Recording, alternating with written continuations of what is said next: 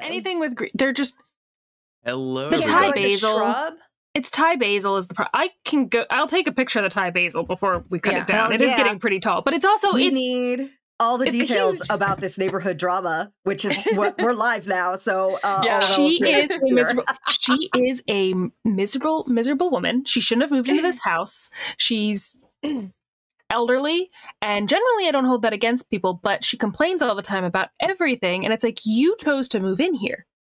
She complains about the fact that there are children in the neighborhood. She complains about the fact, like, it's like, you moved into a neighborhood full of children. She complains about the fact that she has to share a driveway. You moved into a townhouse. She complains about the fact that she has to go up and down stairs. You moved into a house with 2 floors. Like, you chose this. And now you're trying to make everything everybody else's problem because you're miserable. That's correct, Yeah. So, and it's like her kids didn't want her to move in here. They were like, we can take you to there are communities in Delaware that are set up where it's like you can still live by yourself, but it is a community for older people who have access to like nurses and, no stairs, cute little bungalows. My grandma lived in one for like 10, 15 years. But no. She had to move in here next to me and then complain about all of my mom's plants that are still here. Because my mom's got all these weird bushes and it's like Thai basil and these like milkweed butterfly bush things and the Asian pear tree and the stupid cherry tree that hasn't produced fruit in 8 years. Cherry trees are very temperamental. They very much are. We had cherry trees up at my dad's place when I was in high school. We moved in there, and for a long time I thought that they were just non-fruiting, like they really just had like blossoms, and I would just sit there and like compose haikus like the edgy teen that I was. But then one year, like out of nowhere, like the conditions, I guess, of that like winter and spring were like just so. They were just like, oh, what if we did actually sprout a bunch of cherries? What if we did that? And we're like, didn't know that was a thing you did. Okay, cool, neat. It was like between all of the trees, it was sufficient for like a single pie. That's correct. Yeah. But hey, everybody out there in Streamland, when we're not talking about neighborhood drama and horticulture, we play tabletop games sometimes. We are playing Star Trek Gallant, a Star Trek Adventures actual play, raising money for charity. Sometimes we go off on just random tangents about Star Trek, because who would have thought that would happen if you got a bunch of Star Trek nerds into a room together at the same time? Honestly, no one could have foreseen this. But if you are enjoying what you are watching, whether that be the actual scheduled tabletop game or just our tangential discussions about Star Trek as a franchise, we ask that rather than supporting us in the form of like blips or chits and scripts, corporate scripts, Jeffy bucks of all the various persuasions, that instead you take that money and you donate it directly to the causes that we are raising money for, which in this case is Medical Aid for Palestinians. We're actually starting to get close to our $2,000 goal, so that would be pretty cool. And we are incentivizing donations on this particular stream in a couple of different ways. You can donate $5. You may be confused when you donate. It's a British charity. It will convert them from American Freedom Eagle dollars into Great British Monarchy Tyranny Silver Pound Sterling. But the money is still going to the same place, and you can donate 5 American Freedom Eagle dollars to create a point of momentum for the crew. That is a thing that helps them. They like that. You can also donate 5 American Eagle Freedom dollars to give me, the Game Master, a point of threat. That is a point of stuff that I can use to make their lives difficult. They don't like that very much. I think it's funny. I think it's a hoot. Yeah, just fucking grip it, baby. Do momentum, please. Slop that down, dude. Yeah, dude. Crack one for the big boy. Also, very importantly, every time you donate, the McElroy brothers shout directly into my ears. Mhm. All right, let's go. That's two more momentum in the pot, which is good. You guys are running pretty low last time. Also, we were making dumb choices and having to make up for that. I mean, I was throwing a lot of shit at you. It was an arc finale. Mhm. You can also donate $5, American Freedom Eagle or otherwise, to name a red shirt.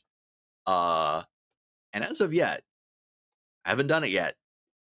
And honestly, I probably won't do it this episode either. But man, after this episode, man, all bets are off. Though, Wouldn't it be wild? It's gonna be a fucking red shirt graveyard out here. And you could add an epitaph to that red shirt graveyard. The power is in your hands.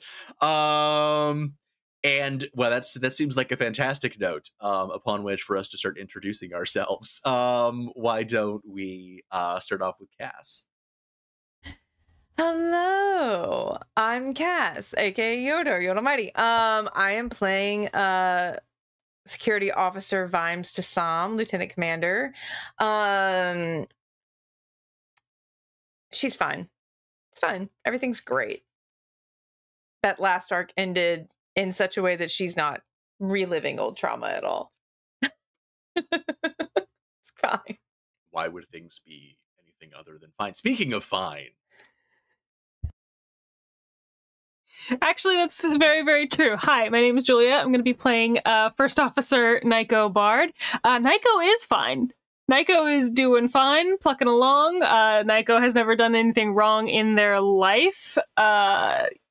They contributed in the best way they could with the resources they had available to them.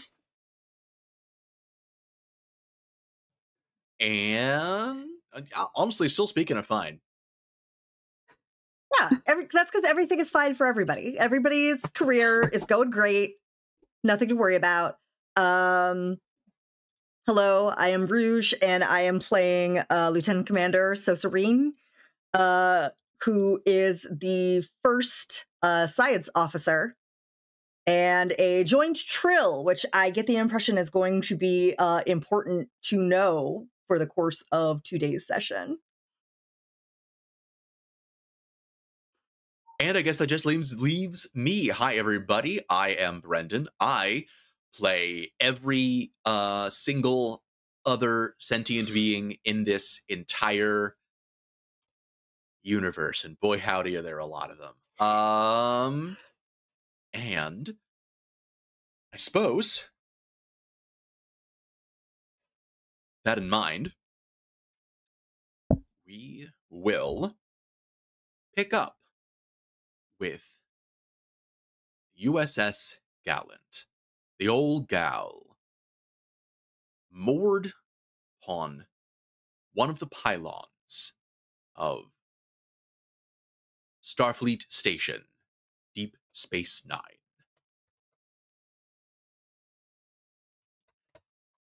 You have been nearing the end of your assignment, transporting and guarding the convoys of supplies to worlds affected by the harrowing.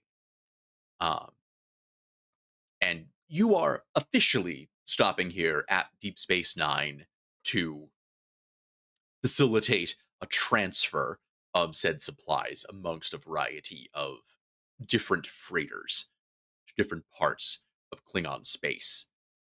But conveniently enough, Deep Space Nine is also a good port of call for some shore leave.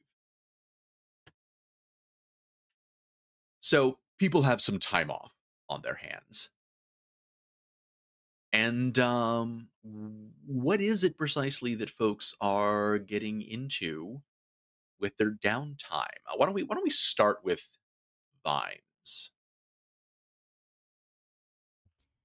Who does Vimes owe money to on Deep Space Nine? Let me put it that way. Vimes pays her debts. She does not leave them outstanding. there are probably people on Deep Space Nine who owe her money. Okay, that's fair. Okay, well, tell you what. Who has debts on Deep Space Nine that Vimes is collecting? I feel like there's at least one other security officer who's been transferred from another ship onto Deep Space Nine that Vimes is like, oh, I know where you are now. But I don't know that Vimes is like gonna actively like go looking for that. I think Vimes is being very uncharacteristically conflict avoidant right now. I think also probably fair to say that, like, you know, if you happen to see them on the promenade and you make sure that they see you, see me, yeah, right, yeah. I think probably to Julia's delight, Vimes like walks up to Brannigan like during docking and is like, I need a distraction. You are good at those. Where are we going when we dock? I don't know Deep Space Nine. Well, I've only ever been here the one time. Brannigan, people like you better than me. Where are we going? Okay. Tell you what, there's a bar that I know that isn't going to be crowded. Sold. Yeah. First 3 rounds are on me. Oh. It's like Nico was in the background, just like, like, yes, yes. And then I hear that last part, and Nico's just like, ooh. No,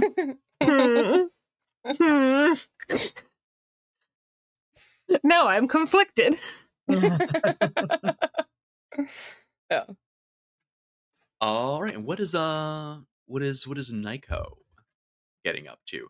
I will say, I think you got a subspace message from Borot mentioning that he could meet you on Deep Space Nine, but also understood if you wanted some space. Nico is happy to see them if they can make it, but also Nico probably has family here. If there's a lot of like Starfleet coming and going, this is possibly one of the places where Nico can find other members of the Bard family. That probably is not like, unreasonable. Yeah. So the question is, I guess in that case, do you see one of them just passing through, or do you think that one of your family members is stationed aboard Deep Space Nine? Probably at least one of them is stationed here. Probably like something more like a cousin, like one of my aunt's kids or something like that. So we haven't seen each other in probably since the academy. Like it's definitely been a while. Yeah, but, you know, I'm gonna say that one of your cousins is actually in a bit of a sort of and it's almost one you were maybe a little bit dreading running into, is one of your cousins who is also a first officer. They are currently first officer of Deep Space Nine. Ooh.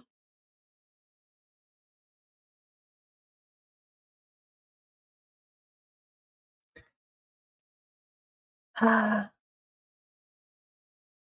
go see them. Not gonna. It would be stupid to try to pretend I didn't know that. And it would also be stupid to try to avoid them. So I do think Nico will seek them out deliberately to see them. But yeah, in fact, actually, I'm gonna say it is of canonical importance to note that Nico was first. Okay, all right, yeah, no, sounds good. That is a pre-established point about my family. Okay. I will hold on to it. Like, so you were the first in your generation, basically, or I'm the first Bard who went into command. Oh, into command. Oh, okay. Oh, see, I thought you came from a command family and you wanted to go. We came from a Starfleet family. Oh, but we didn't come from like a name. Gotcha. Okay, all right. So you were the first one to make first officer. Yes. Gotcha. Okay, so you're okay. I get the wrong impression. You're more of a sort of a Starfleet workhorse family. Yes, we are an established family, but we're not like Are they mostly non-coms or just like lower rung command? Probably some lower rung command, but I think generally a lot of non-coms. Okay. Cool. All right. But I am very happy to have some kind of a have a chip on my shoulder about my cousin. Which okay, you know what? Since I established that, you mentioned members plural of your family. There being bards out here in these streets. I'm gonna say, hey, yeah, your cousin. You have one cousin who is first officer. Here you also have a non-com who is here. Being repping everyone's favorite Starfleet non-com of all time, Miles O'Brien, by also being the ops chief. Yes, good. Double bards on Deep Two Space bards. Nine. Three bards. Three is too many. Three is too many bards. I know, but now I'm here, and thus there are 3 bards on Deep Space Nine. Yes. It's trouble for you all. So yeah, I'm just gonna go hang out with some family for a little bit. Maybe meet up with Burrow later if he can get away. But we'll definitely spend some family time. Okay. And what is Sosa getting into? Sosa is gonna go check out, they probably have, like, at this point, some pretty decent science labs up in here. She would probably have made contact with whoever's running science labs here and would want to, like, go check out their current experiments they're running, etc. Any cool advancements they're in the middle of. Very cool. Very cool. Gotta go be nosy. Mhm.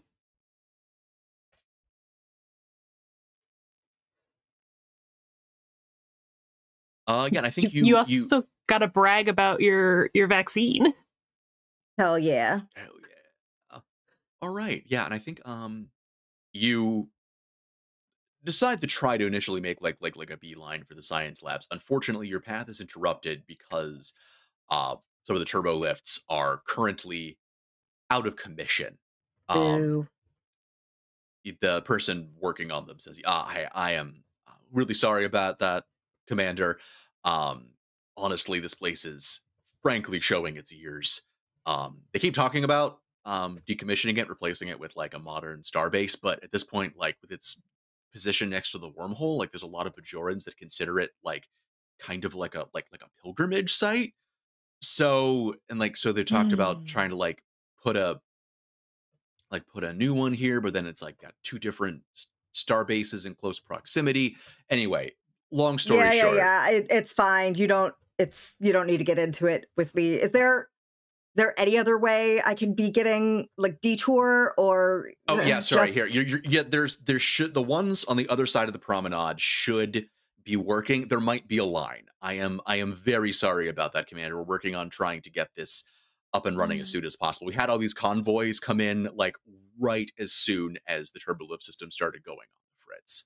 All right, it's fine. Just you do what you can. Thanks. I will go try to find that other way there. Oh, and you hear them call after you.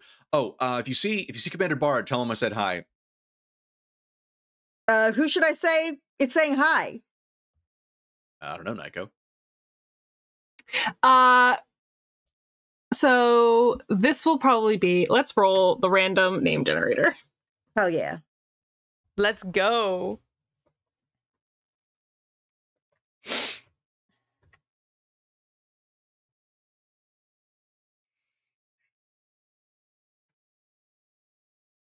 We're gonna go with Monty, Monte, Monty Bard.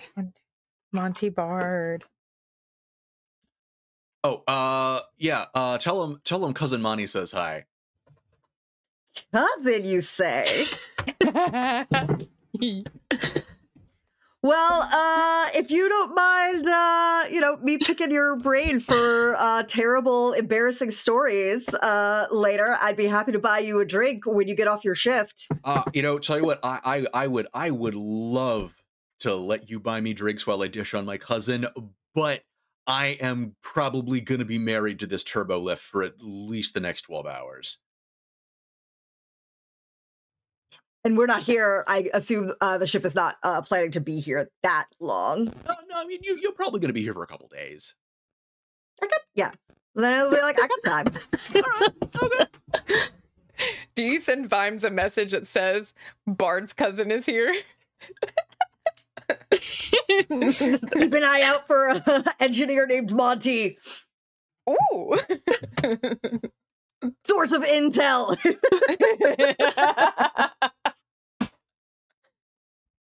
And I think you are heading out across the promenade, taking the long loop around to the next set of working turbo lifts. And there is one which you are able to spot because of the line that has formed in front of it. And you queue up, waiting for your lift, and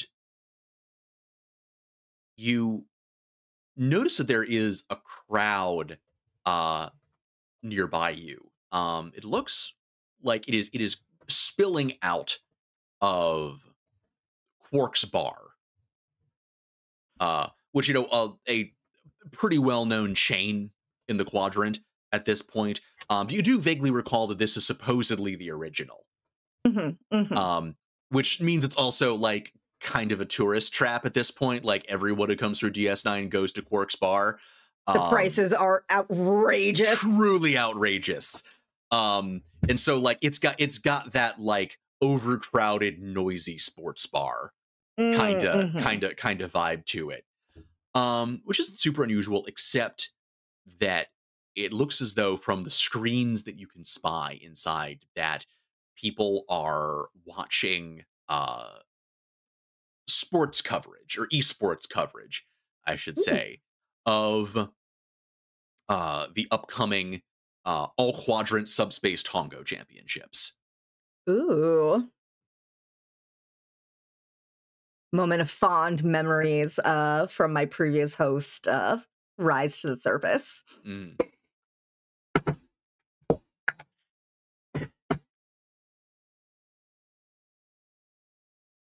And you have just about reached the turbo lift. Like, the people in front of you have gone in, and now you're just kind of waiting for the return trip so you can catch your ride up to the science labs. When you hear some whispering, it's like, is that? Do you think? Wait, no, I'm telling you, it is. No, it definitely is. No, you say that about literally every trill you see. No, I know, I swear. Like, it's definitely, no, you can see, it's not just the spots. You can see it in the eyes. You can see it. They got the eyes of a Tongo player. You can see it. No, I'm telling you.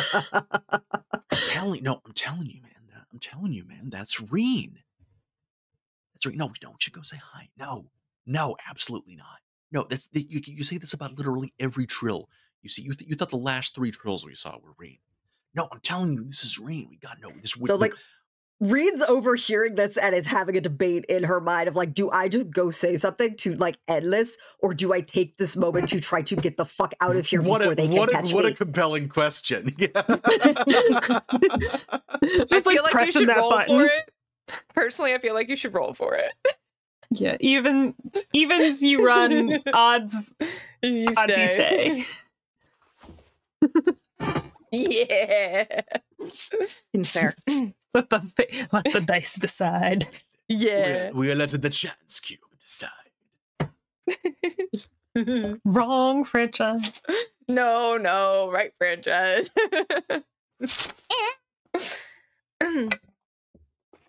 What did we say? Evens run, odds stay? Yeah. It was a 3.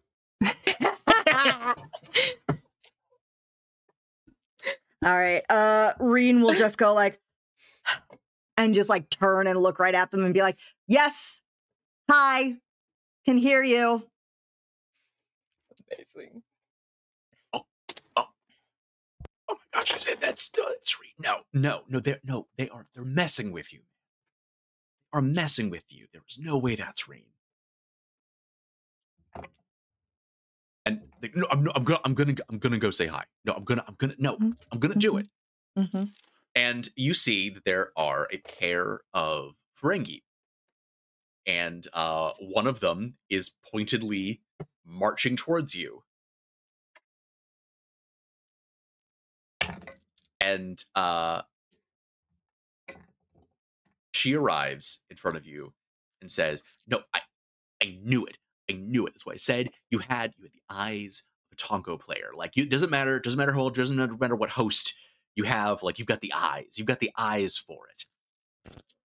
Well, I haven't tried my hand at Tongo in a very long time, but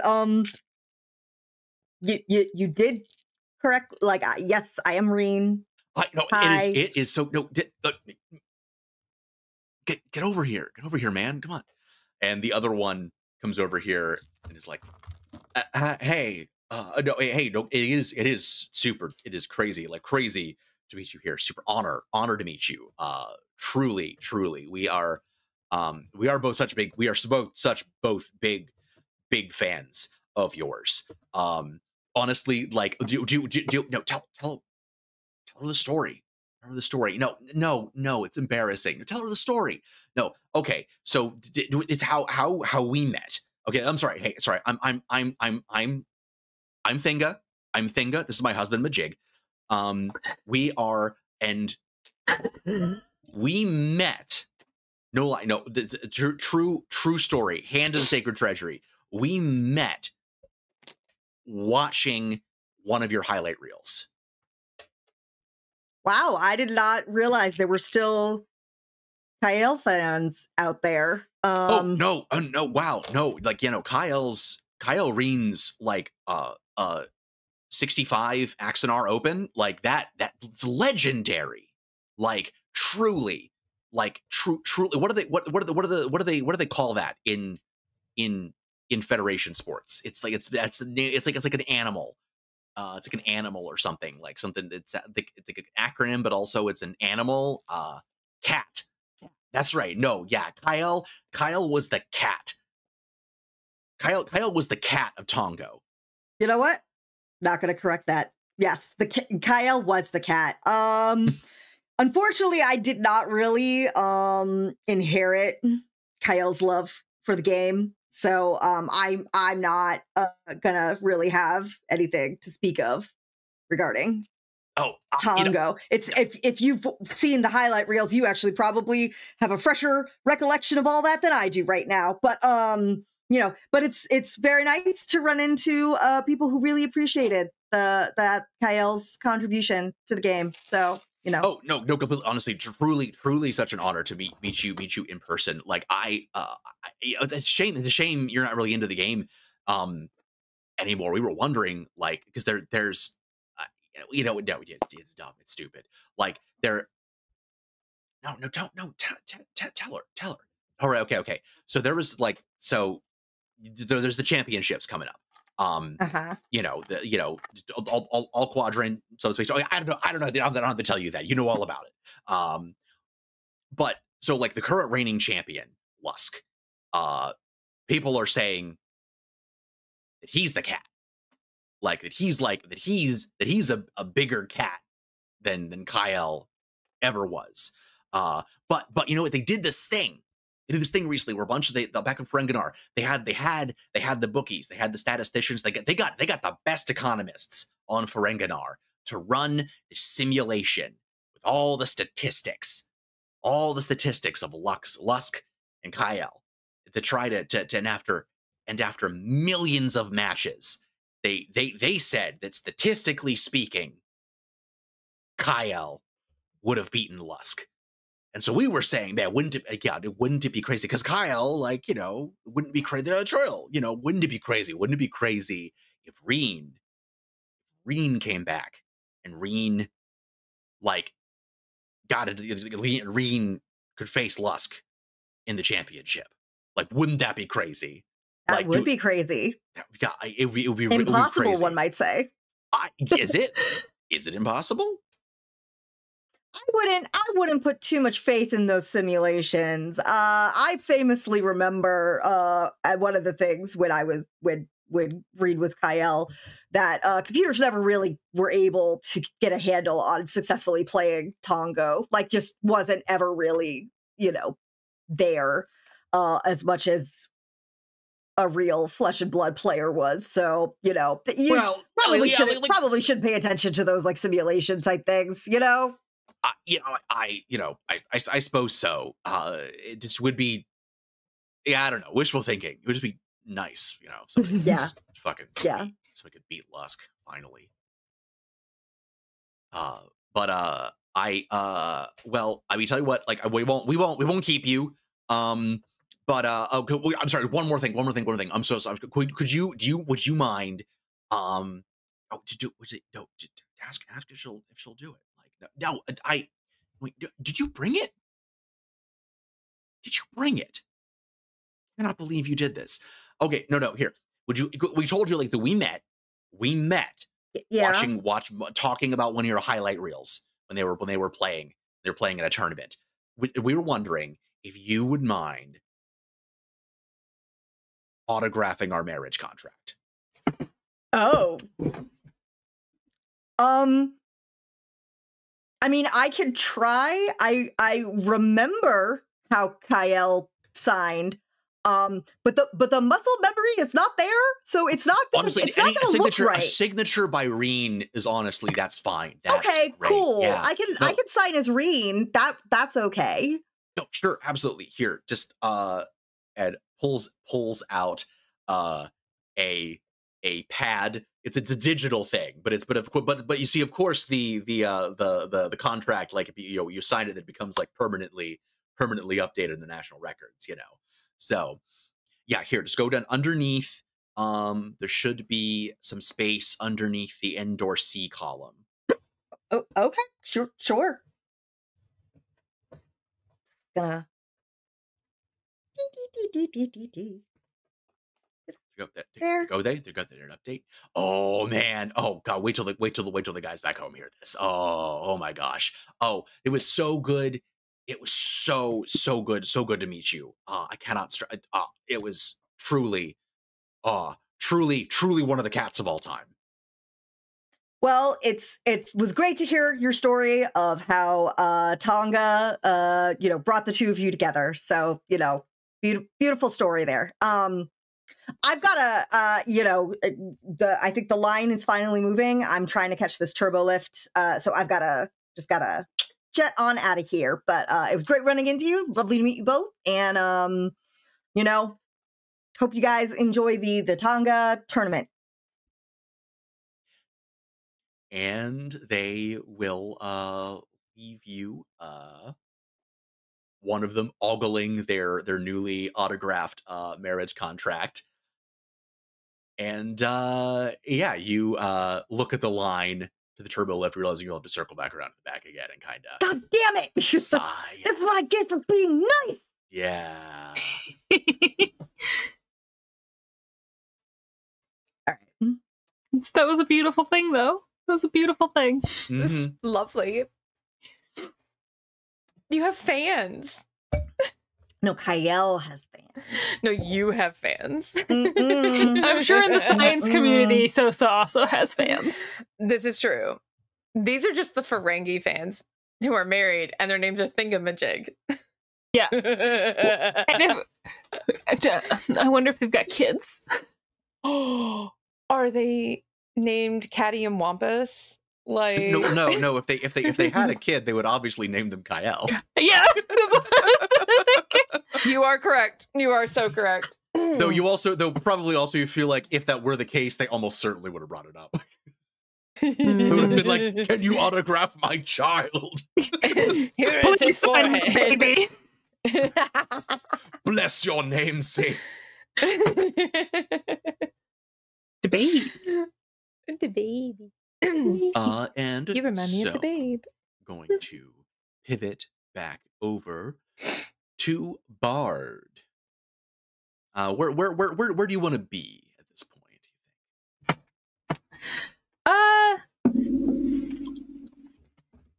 I guess I will have squirreled my way up to the general command area, looking for my cousin.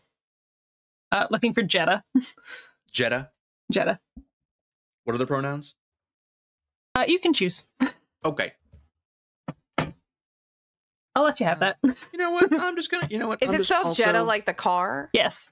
Okay. Oh, okay. Oh, I put it like Jeddah, like the city. Okay, gotcha. Wait, there's a city, Jeddah? Jeddah. Yeah, it's spelled like Jeddah. Well, it's like that's the anglicization. It's like an Arabic name. Yeah.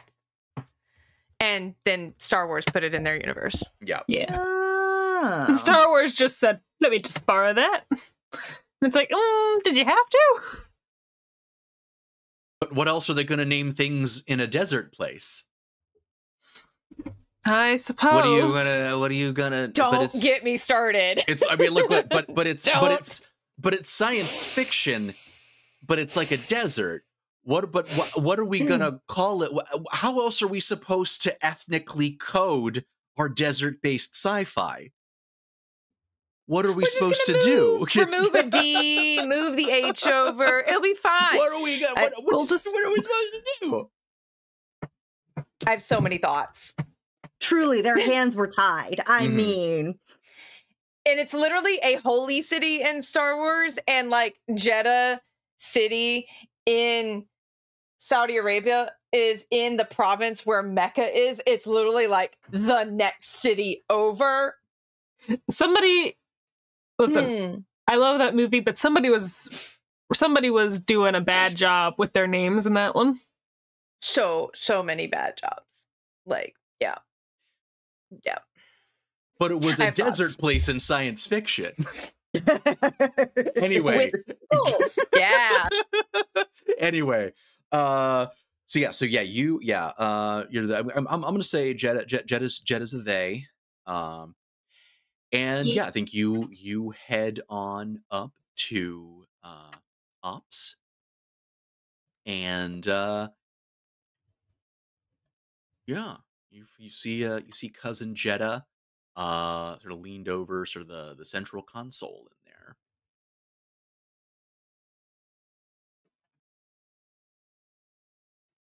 Excuse me, Commander Bard, do you have a moment? Nika, you're not supposed to be here till, and they check the time on their console, and it's like, oh shoot, I am sorry. I was going to come meet you. And I completely lost track of time. Lot going on a space station. It's a pretty big station. Yeah. Have you run into Monty yet? No, but I'm hoping to. I'm hoping to get a chance to run into them and see how, if it's not like an imposition. I want to see what the Jeffries tubes down here look like.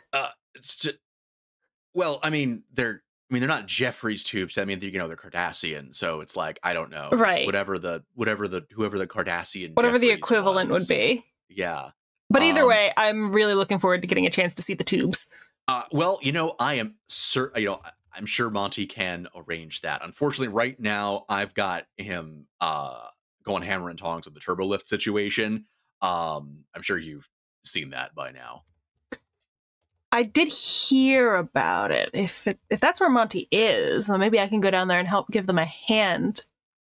I mean, no, sure. Look, I'm not gonna say no, but like, aren't you supposed to be on like shore leave or something? Yeah, but I don't usually get to do that kind of stuff on the ship, so it's it's kind of like a little vacation for me. Okay, sure. Look, I'm sure he would love to say hi, and if you guys want to catch up, you just want to choose to catch up while you're covering your hands in turbo lubricant, far be it from me to stop you.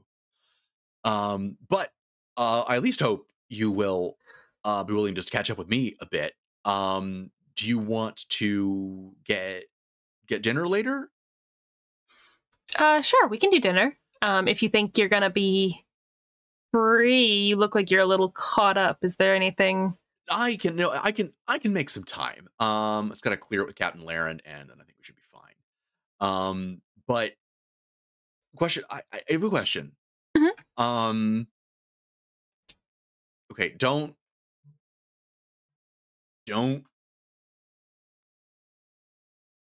Just don't. I would say is I've heard.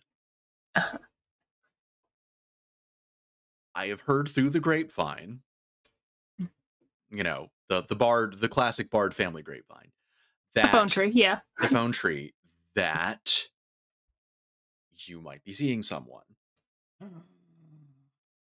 Uh-huh. I have also heard they might also be coming here. If things work out, if the timing works out, he's very busy. He's a doctor, so well, you know. A doctor. Okay, yeah. Doctor. Commander, doctor, power couple. Very good. I'm sure Grandma will be very pleased. But do you? I'm just saying. I'd love to meet him, them, her, and we could get food. I've look, don't at me. I've heard he likes Bajoran food, so I'm just saying we got some good places here on the station. And you know what? That is actually very true. He has been sending me messages about some of them. Dropping names. I wouldn't call them hints. But, you know, so if you have one in particular that you think, you know, sure, we can all meet up there. I think I could probably arrange something. Yeah, with one of the prominent vendors. Yeah. Look, I'm sorry. I don't want to be nosy, but just, you know, look, Starfleet Intelligence has nothing on the Bard Family Network. Like, I don't have the option of not knowing these things. You want, yes, but also you want to be one of the first ones to put eyes on him. Yes. Mm-hmm. Yes. That never hurts. I mean, look, okay, besides what you beat me to Commander by 3 weeks. And I got it. Come on. You got to give me this one. Come on. I don't gotta, but for you, Jedi, I will. Well, the sacrifices we make for family, right? Truly. So if you would just tell me which turbo lift Monty's on, I will get that. I'll help get that dealt with. Chief. Yes, Commander. Your cousin who isn't me would like to know where you are. Oh, I'm just down deck 7. Listen for the sound. Listen for the high pitched whine of machinery. Sounds good. I will see you later for dinner. Let me know where and when. I will let my partner know. And you go to the turbo lift, and it starts going down, and it kind of like stops with a jolt, like halfway between jacks for a minute before it starts going again. Well, I'm gonna have a lot of fun fucking with this shit. And gonna pivot over to Vimes. So, you are muted. I'm sorry, Bard Family Network. That is gonna be Vimes' new like informant network. Straight up. Vimes is like, let me in. Let me in. These people know everything. Give me the goss. It's for quadrant security. Yes. Nico, let me text your mom. Yes. T. I need it. Nico's grandma. Just low key the best spy master in the quadrant. Yeah. Which, I mean, hey, like, you know, they were a low level person in Starfleet Intelligence for, you know, they were low level in Starfleet Intelligence, but they were low level in Starfleet Intelligence for like 50 entire years. So yeah. You know. Yeah. Not nothing. Yeah. Unfortunately, now they mostly focus on people's personal lives instead of any They need enrichment in their enclosure now that they're retired. You could take the spy out of the game. You can't take the game out of the spy. Oh. But yeah, so if I'm thinking we'll pick up you and Brannigan at a smaller, more out of the way bar as Brannigan sort of like hustles you past Quarks. Just like Brannigan's like, no, don't get me wrong, like you like well before we leave, like you can stop it, like we'll stop at Quarks and we'll get you a warp core breach. Like that, you do have to do that when you're at Deep Space the warp core breach the tall glass that does like this? Oh, they come. That depends on if you get just a double or depends on if you get a double or a quadruple.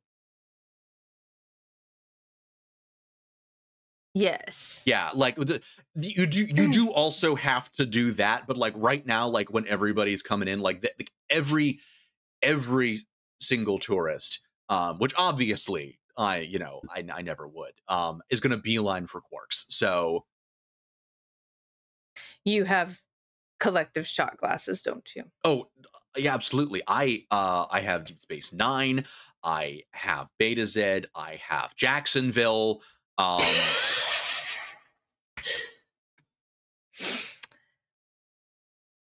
I'm learning so much about you, Brannigan.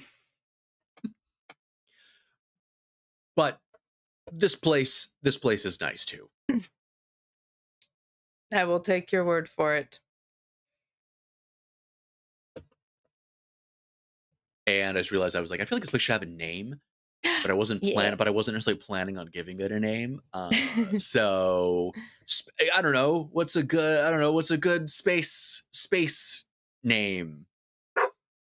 I feel like if it's like supposed to try to be a competitor with Quarks, it's like Dirks. What's the Zork? I was thinking trying to think of the old computer game Zork. There we go. Yeah. Zork's Bar. Zork's Bar. There we go. Done. It's in my notes now. Yep, Zork's Bar. There we go. It's canon now. Yep. So, grill, according to chat. Oh, bar Zork's, and grill. yes. Oh, yes. Zork's Bar and Grill. Yes, essential. They replicate the food, but then they will throw it on the grill for a few seconds just to everything. Give it that authentic taste. like it's replicated with the grill lines already on it, but you gotta slap it on there for at least a couple seconds.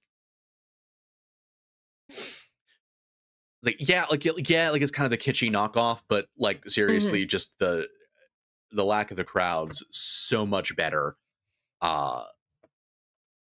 Just much better vibe, honestly.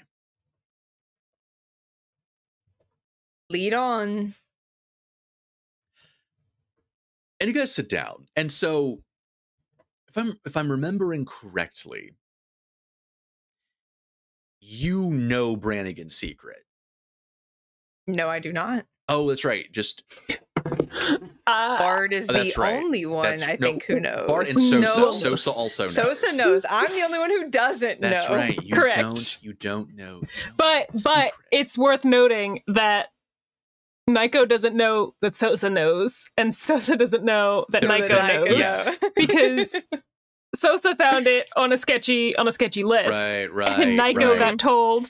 That's very good to know. Thank you for reminding me, because I feel like I can do a lot. I feel like I can do a lot with that. Okay, good. Brannigan also knows the three of us are besties, so is he going to assume I've been told? Although in fairness, he did catch a little bit of your conversation where you were trying to grill Nico about it, and Nico was like, "Oh, that's nope, true. That's true. That is true. That's what That's true. I don't think Brannigan knows that I know. No, Brannigan definitely doesn't know. Because again, I made terrible ethical choices with privileged medical information I shouldn't have had access to. Correct. I'm not telling Brannigan that I committed no a HIPAA violation. Yeah. Oh man. This poor man doesn't know who knows his secrets. It's true. Yeah. just taking like dart shots in the dark, just like, what do you know? Yep. Turns out half the ship knows. Everybody found out a different way. Everyone just being really polite about the it. only person who knows. Yeah. We're all just like, okay. So rounds are purchased. Speaking of darts, I feel like that's I'm gonna say that's what you and Brannigan are doing while you're having drinks at Zork's. You gonna make me roll for darts? I mean, yeah, sure, go for it. Yeah, let's roll competitive darts here. Control command. I'm gonna go. I'm gonna Fitness? go. Actually, I'm gonna go with fitness con. Actually, that's what I'm gonna go with. Okay. I cannot read that dice. Okay. Okay. Just one success because I got a meets it, beats it, and the other one was a 16. So. Yes. So those dice are being moved for the evening. Oh, that is also only one success. So you are about keeping pace. Yeah. Brannigan's like, yeah, honestly, like that they have darts over at Quirks too, but the line is always super long because basically everybody wants to play darts while doing an impersonation of their EMH. Their what? They're doing an impersonation of their EMH. The hologram. The hologram down in sickbay. Like apparently a bunch of them are based on a guy who used to work here and like to play darts, and so people think it's funny to like do impressions of their EMH while they're playing darts. I'll be honest, I don't know. It's kind of lost on me too. But anyway, point being, there's usually a line for darts at Quarks. Okay. You're nervous about something. You're talking faster than normal. I don't know. I think it was probably stressed from what's been happening. I've seen you stressed, Brannigan. bully the man. I'm not going to pry, but if we are going to be friends now.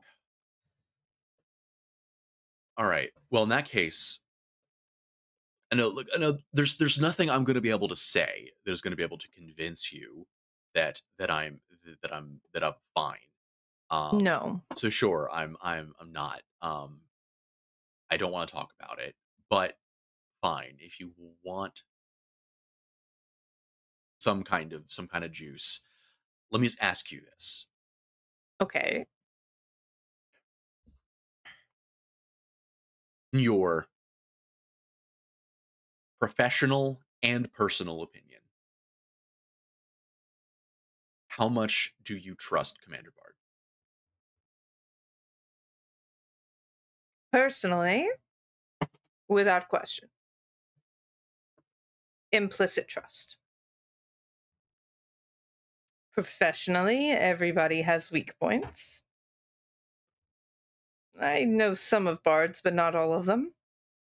But if it is information about another person, I don't think any power in the universe could make Nico Bard give that up. You were saying this. If it's about themselves, they'd give it up in a heartbeat to save someone. But, that's a personal failing on their part.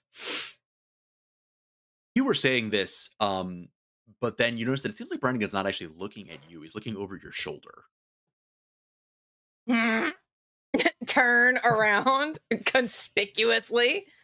And you see that there are several screens around here in Zorks, much like in Quarks. And several of them also do appear to be doing coverage of the run-up to the All-Quadrant Subspace Tongo Championship. And there are some talking heads on there, along with what appears to be a still photo of Sosa. Brannigan's like, why? That's why not good. Why is Sosa on TV? Are there captions on the TV? Are we like? I mean, you can yell at the bartender to turn it up. Bartender, that one up. mean, a please would be nice. Please would be great. Now, please. Oh, okay, all right. See, we got there.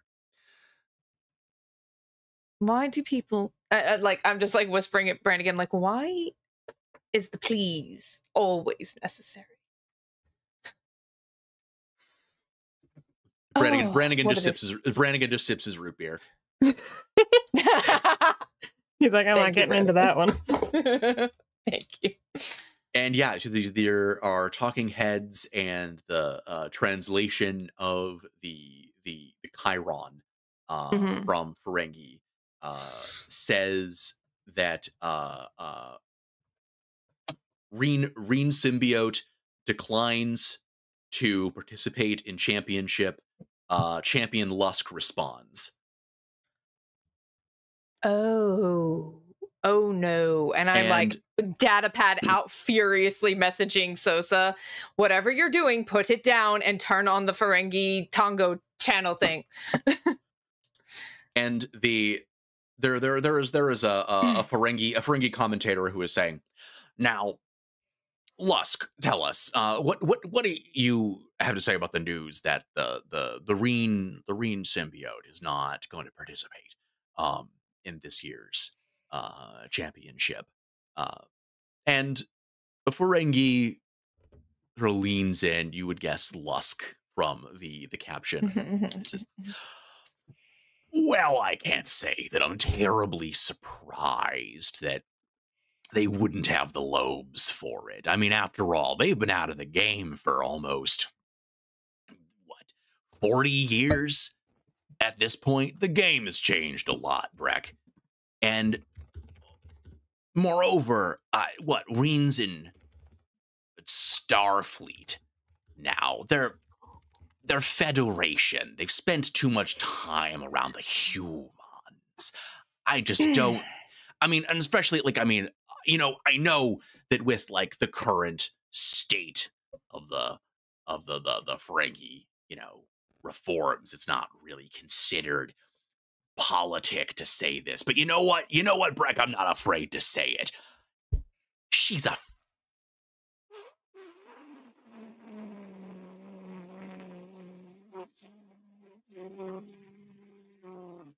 female.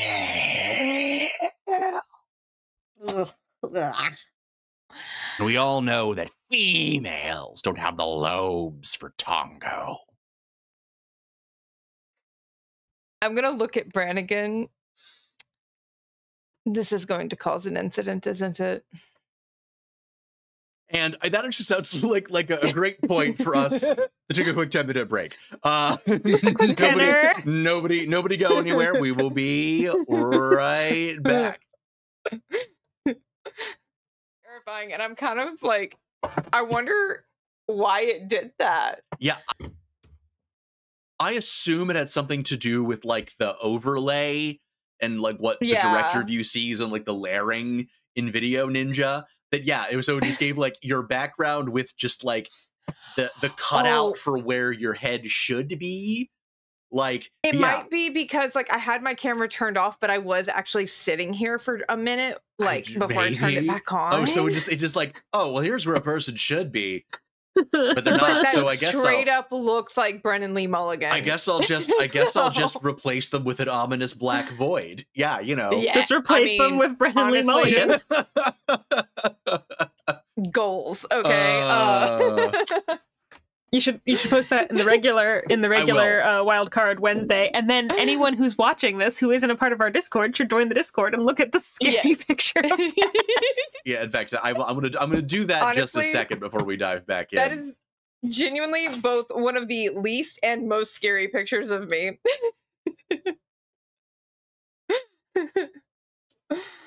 Oh my gosh.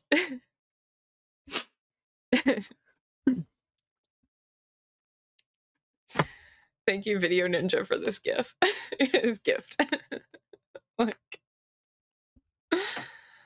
Oh.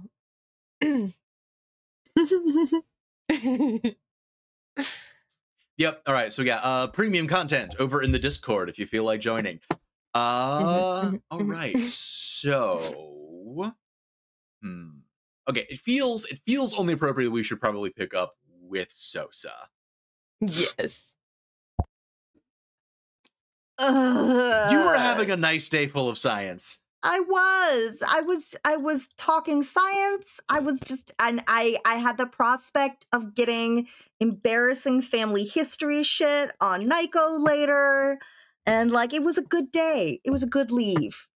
And now I'm being dragged into some weird grudge match thing that I don't even want to be part of, considering the Tongo player in question fucking died.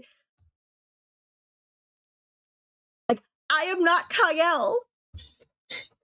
I just have the memories of Kyle. Why does everyone want me to be Kyle? Hashtag troll problems. Hashtag trail problems.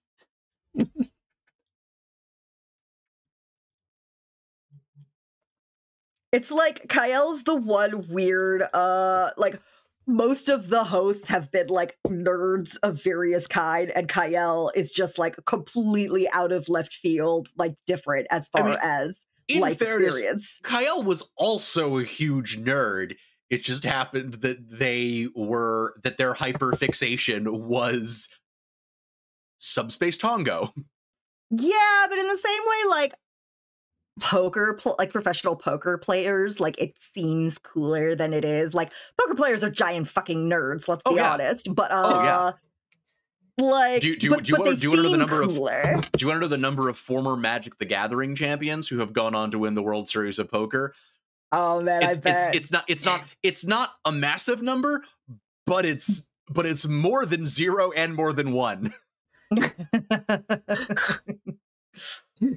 Guys who were just like, well, I've gotten quite good at like working around variance in card games. What if I did that in a tournament that would pay me like really real big money? Really big money. Like legit money. Yeah. All right.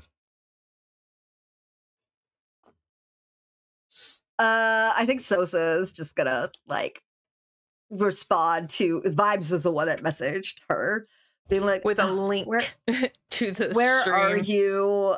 I need to vent about this bullshit. Brannigan and I are in Zorks. Oh, I mean, don't let me interrupt if you guys are in the middle of anything. We're in the middle of a game of darts. Somewhere Nico's like darts? Cranking a wrench and it's like my heart is breaking for somebody. We are playing darts and drinking. This is not what you do in a bar? ? I mean, yeah. All right, I'm gonna show up. Vibes clearly doesn't have any inkling about what else it could be besides two coworkers. Yep. Having a drink and playing darts. Mm-hmm. Mm-hmm. Romulans don't understand this shit. I mean, probably actually Vimes does, but is being purposely obtuse. I was gonna say, you can't just say that. You are a procreating species. Somebody has to figure it out. Yeah, but see, there are rules. There are rules. There are rules. Brannigan has to seek permission from the local party office. As Nico, well. Yeah. Nico said go for it. Nico doesn't count, but Nico said go for it. I was sick last game. Did Nico say go for it to Brannigan? Kinda, yes. I don't see. It's funny you say that because I don't remember Brannigan having a conversation with you about it at all. Mm-hmm. Nico made comments when Vimes, Brannigan, and when we were all on the bridge with Colas, Nico made comments, made pointed comments, and that's what Nico considers. I think I must have been looking up a rule or something. Probably. Yeah. Yeah. So Sosa's gonna go find that bar. To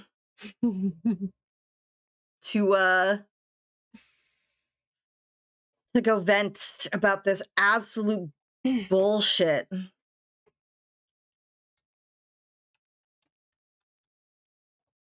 All right, and I think so. You're on your way to do that, and I think we will pivot over to Bard. I think I'm gonna say Nico has pulled themselves away from the turbo lift problem, largely at Monty's insistence. Monty made some excuses about having to have like certain specifically certified personnel work on a couple of systems for like regulation compliance purposes, which you strongly suspect is just a ruse to force you to not actively be working on turbolift, so you would not have an excuse to lose track of time to go meet with your cousin and your partner for dinner. Conveniently with enough time to also still grab a sonic shower to cleanse yourself of the turbo lubricant. Neko briefly considers just winding Jeddah up by showing up in the in the turbo grease. And then it's like, no, I'm an adult now. I'll go get the grease off of me and put on normal clothes. So I will head back to the gal to get myself ready before dinner. Stopping along. And we're gonna flash forward to you sitting down to Bajoran Place in the promenade with your cousin Jeddah and Barot. What do you think? What do you think is the topic of conversation? Definitely we have to catch up, make the introductions. Have to discuss yes, we had overlap time at the academy together. Went in different kind of directions, ships versus stations, that whole kind of thing. All that.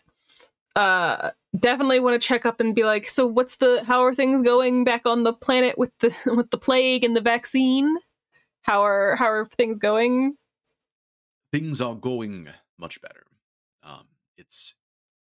There's a long road ahead of us still, but the fact that there now exists a viable treatment for the harrowing has helped to solve a number of problems.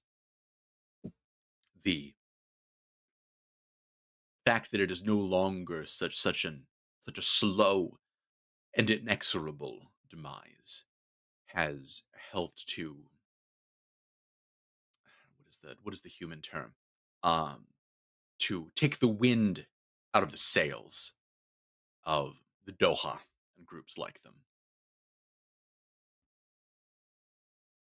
People are no longer quite as obsessed with death when it isn't as imminent. Good. That's very good. I'll be sure to let Sosa know. I'm sure she's going to be thrilled to hear that it's been making a big difference. I personally intend to recommend Commander Reen for the highest honor that the Klingon Academy of Sciences can give. I know that is not necessarily a mark of a high prestige compared to most Federation science institutions, but it seemed like the least I could do. I'm sure she'll be thrilled. She'll love that. We'll get to throw a little party for her. This truly is excellent Hesperad.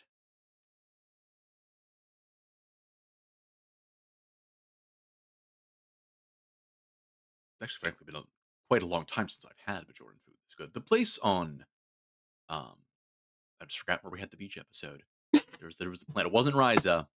It was a different. It was a different other beach planet they have mentioned in passing in literally one episode.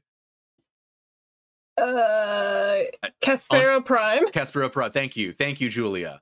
I was literally just talking with Sydney earlier about how, like, my players take better notes than I do, and I rely on them so much. You're welcome. Yeah. The place in Caspera Prime is excellent, but I suppose it's not shocking that you would get the best Bajoran food so close to the planet. It's been, gosh, I think it has to have been almost 25, 30 years since the last time I was here.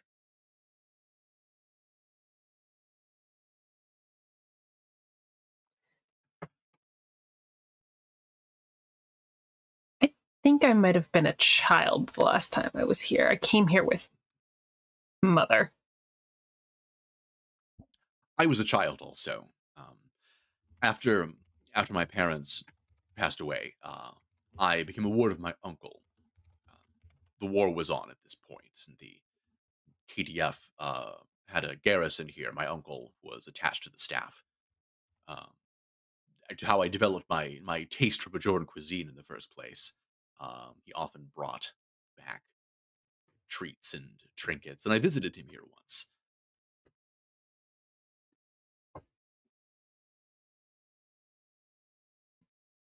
And Barot and Jeddah kind of like exchange a look, and Barot sort of then looks at you and realizes, oh, I see. I think you have not realized what is about to happen. In Klingon culture, when there is a meeting between prospective courtship partners and representatives of their paramour's house, it is expected that there will be an exchange of secrets.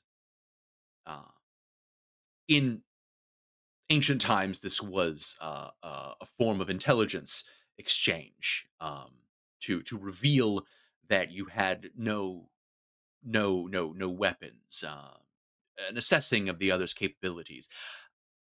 These days, it is less severe than that. It is more an exchange of, I think, what you would refer to as gossip. Oh. I think that your cousin, the commander, is waiting for me to disclose certain details of our relationship, and I think in turn, I think your cousin is waiting for me to ask them about embarrassing details of probably relating to your youth and early career and your time at the academy together. I understand, obviously, if you do not wish to be here for this exchange. However, in Klingon culture, it is usually considered to be a mark of a warrior's constitution and fortitude to be able to sit and bear witness to the exchange with comportment and dignity.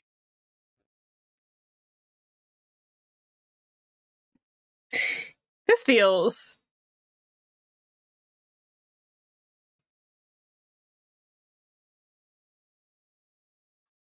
slightly unbalanced. Slightly unbalanced. Where's your representative in this exchange? Can you get one of your students over here?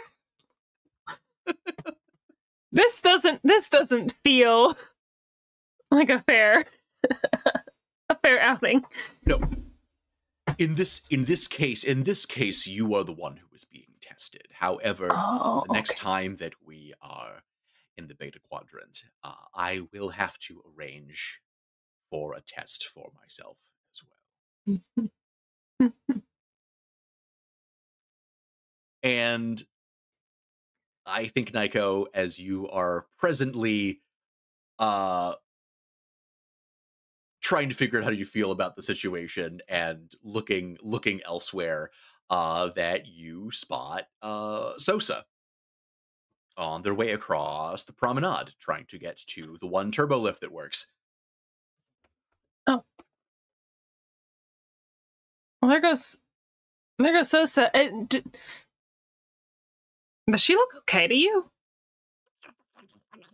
I feel like I would have sent just a link to the clip of the female. the clip that you took of me and posted in the Discord. Yeah. Just send that to Nico. No context. I think you probably sent it when you saw it. Nico hasn't looked at their phone or another phone, their pad, and like they go to like message Sosa to be like, "Are you okay?" And then they see the clip and they're like, "Oh, what is?"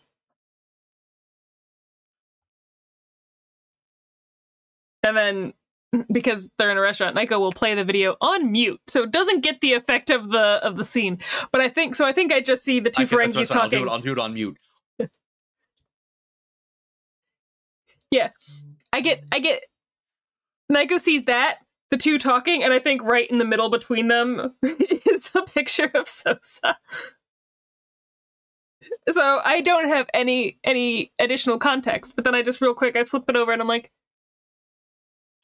why are they talking about Sosa on the news?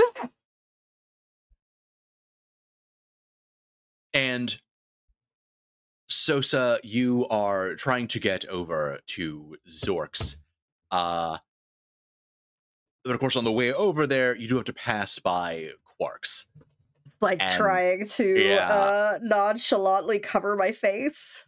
Yeah, and you get past. Although you do hear a voice calling after you. Commander. Oh, Commander. Commander, if I can just have one no, Commander, please. I just need 1 second. I need like 30 seconds. Commander. Is it a voice I recognize? You do not recognize it. Commander. I just wanted to say, sorry, you realize that this person is actually just like, they're just giving you their pitch while they're following after you. No, Commander, please allow me to introduce myself. Sorry, my name is Fruel. I am the general manager of the original premier location, Quark's Bar, Grill, and Gaming Arcade. I just wanted to just say, no pressure at all, but if for whatever reason you wanted to respond to any of Lusk's challenges, that I would be willing to offer you our hollow suites for the purposes at a steeply discounted rate. I'm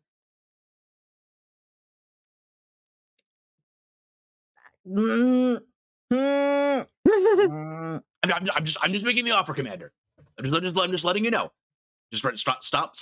You don't want to? Just stop by the original premier location, Quark's Bar, Grill, and Gaming Arcade. Ask for General Manager of Clientele Fruel. Remember, you can't say frugal without Fruel.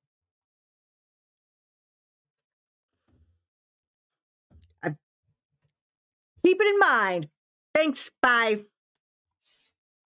Oh, I think I still have some cases of Eelvasser energy in the back. God, not that swill.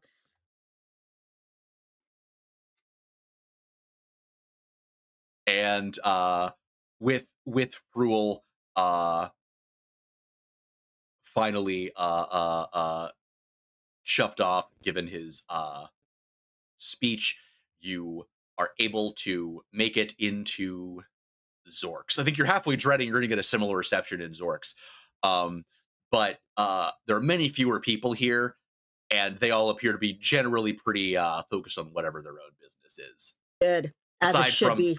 Aside from obviously Vimes, who I'm guess is kind of like bouncing in their bar stool, watching the entrance for Sosa to come in. Am I close? Am I warm?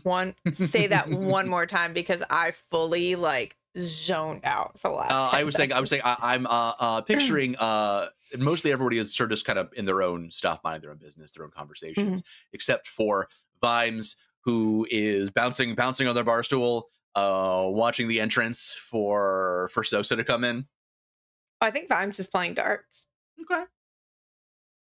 Yeah, but I don't think Vimes has any context for why this is a big deal, but knows that Sosa wants to rant, and so is like, okay, still playing darts. So it's probably razzing Brannigan, but in a much nicer way than anyone has seen her razz Brannigan before. Like, it is genuinely friendly razzing. I mean, you're still playing a pretty close game. So yeah, you know, some good natured smack talk. Yeah. So yeah, that's what Sosa sees.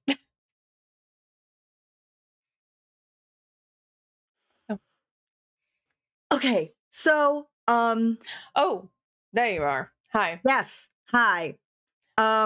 So okay, the actual person who was a Tongo champion is dead. So why is anyone caring about whether or not I fucking play the fucking game? Do you play the game? No. Do you want to play the game? No. Well, then you go on to this, you issue a statement and say that the best player died honorably, and you have no need to try and contest an inferior opponent. As you were saying this, I think unfortunately the bartender has left the volume up on that screen, and they are still on Lusk, saying like, "Look, I know. I'm just saying, Breck. Look, you're not supposed to say it. But you know, I think I'm just out here speaking truth to power. I'm saying what nobody else. I'm saying what nobody else in the Ferengi Society is willing to say. That is that it all started going downhill the minute we allowed females to wear clothes. Or we could kill him. Do you think it would get us in any more trouble than we're already in with Starfleet? Oh yes, certainly. Can I could make call it in a look like favor. Brannigan, close your ears. I could call in a favor. Brannigan loudly slurps his root beer. You're learning.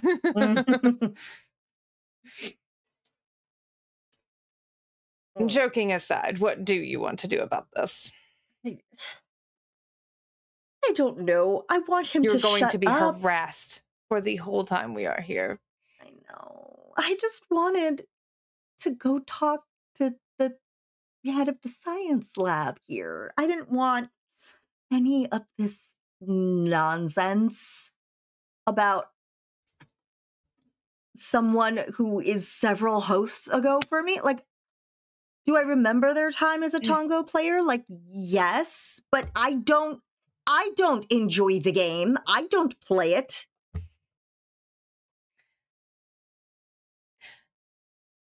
Would it be, and I'm looking at Brannigan for this, would it be a misuse of Starfleet resources to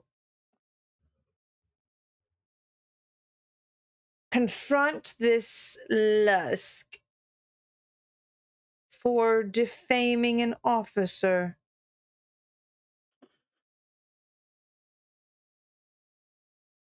What? I'm sorry. I thought I wasn't supposed to be listening. I stopped paying No, you're attention. listening now.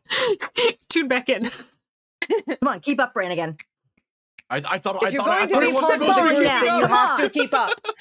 If you're going to be with the group now, you have to keep up, Brannigan. Come on. You repeat what you said, and Brannigan says, I mean, there's no law against talking smack against an officer. It stinks, but like there's nothing like you can do about it. He's allowed to, especially, in among the Ferengi. Like we have closer ties with them than we ever have previously, but like we're not beholden to us. I mean, even if they were, it's not a crime to insult someone. It's true. Secondary option. When is this competition start? I don't know. They're still trying to get me to join. Like one of the people from Quarks ran out to catch me when I was walking by. Well, do you want to play? So Not really. Then I just we don't- want this idiot to stop talking. If anything, this is an indication that we as a people need to sever ties with the Federation. It's like they're that horrible thing they drink, the root beer. It's like the root beer. I'm like looking at Brannigan's root beer. But like today, it's letting women wear clothes. Tomorrow, it's root beer on the streets of Ferengi. And I ask you, Breck, seriously, Breck, can you tell me, as a genuine yellow-blooded Ferengi, is that something you want?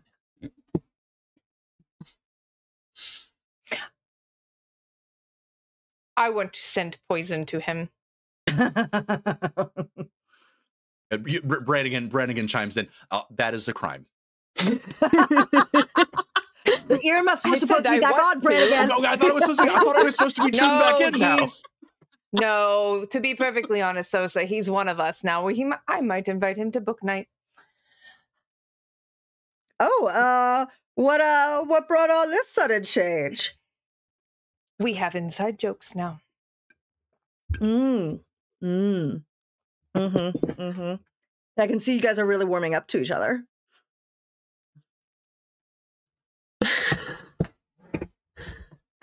What is this eyebrow thing you are doing? And, the fact of the matter is, even if Reen were to decide to join the tournament, which they won't, like, I know what the statisticians say, but censors can't tell you everything. It's about the lobes, and my lobes are telling me that Reen is a washed-up, has-been female. Sosa, please tell me what you would like to do here, because my inclination is to send him a gift that will make him incredibly sick on day one of the tournament, where he is unable to compete and must wash out. That would be, frankly, amazing, but I don't think he would stop. Debatably talking. A crime, definitely unethical. Now you're getting it, Brannigan. Now you're getting it. Well, I didn't really mean it as like an endorsement. No one ever does, but you understand me now.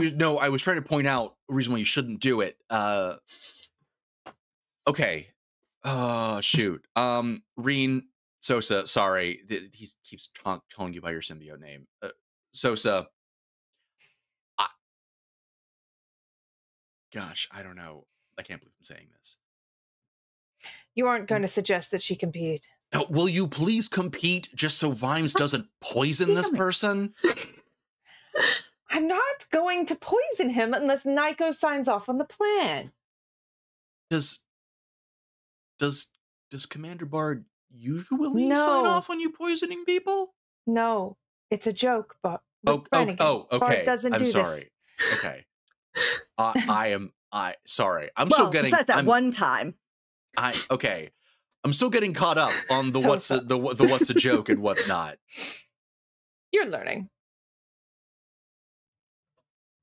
Okay, but like I said, I feel like it's either you compete or Vimes poison someone. And I don't know. Like, I feel like options. The only two courses of action that we could do given this situation. Tongo tournament or murder. Like, I mean, what else are you supposed to do? I wouldn't kill him. I would inconvenience him.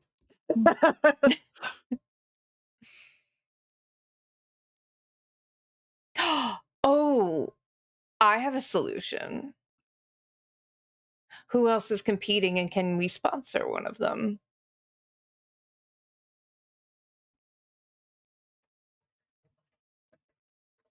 You don't have to do anything then. We just have to make it as though you have passed on the torch to someone more worthy than Lusk. Real talk, Sosa wants to mentor Thinga.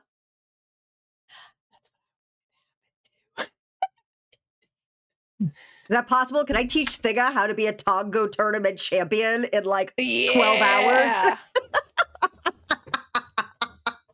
We're gonna need that holodeck, but not to play. I need to train. Well, if a childhood spent consuming 80s media has taught me anything, it's that a good montage sequence will make you an expert in just about anything. Wax on, wax off. Let's fucking go. The good thing is, if Thinga defeats him, new champion, I don't get roped into this again, but female, and I will still put him in his place. Triple threat, triple threat. And she's a married Ferengi, so he can't get in her business without causing problems. Sure. Is that how that works? I don't know. I don't know actually that much about Ferengis. I don't either. It's not how it works. Yeah.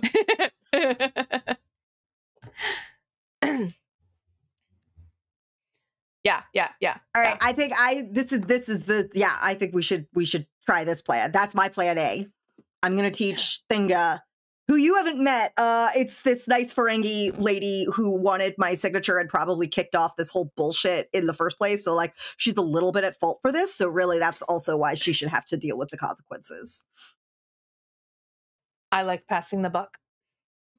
But yeah, her and her husband, big Kyle fans, and recognized me on the promenade. And to think if her husband not only signed off on her playing, but supported her abilities.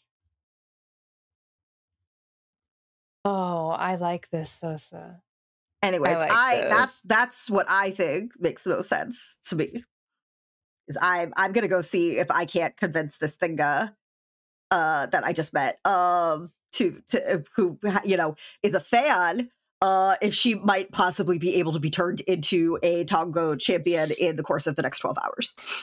How long do you need on the holodeck?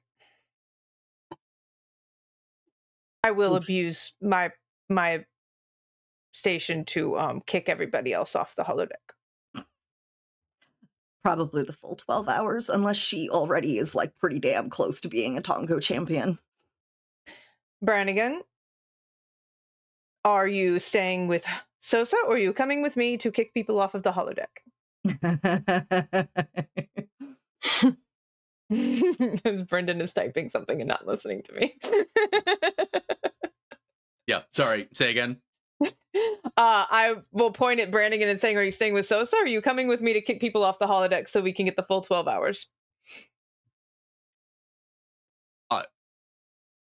Oh, I guess okay. I guess I'm not used to being included. Look, you're apparently part of the gang now. This is what happens. You have many more friends than me. I mean, I may or may not have reserved some time in the Holo Suites while I was here. I was gonna play volleyball. With who? With the gang, the guys, the flight crew. My boys.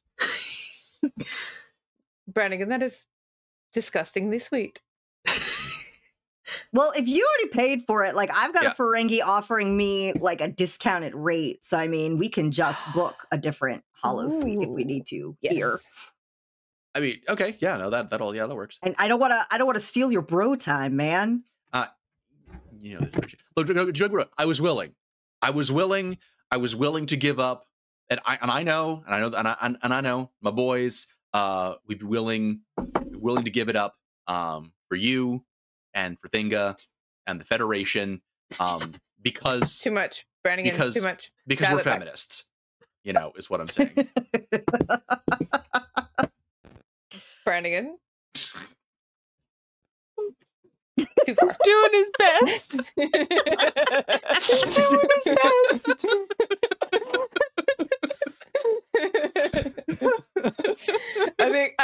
I think whatever drink is in his hand, she's just gonna take it. Too much for you. Too much. too much root beer is getting weird. He's riding that sugar high, man. They're just saying stuff. Fun fact, apparently like... happened on the set of DS9 once. Can't believe it.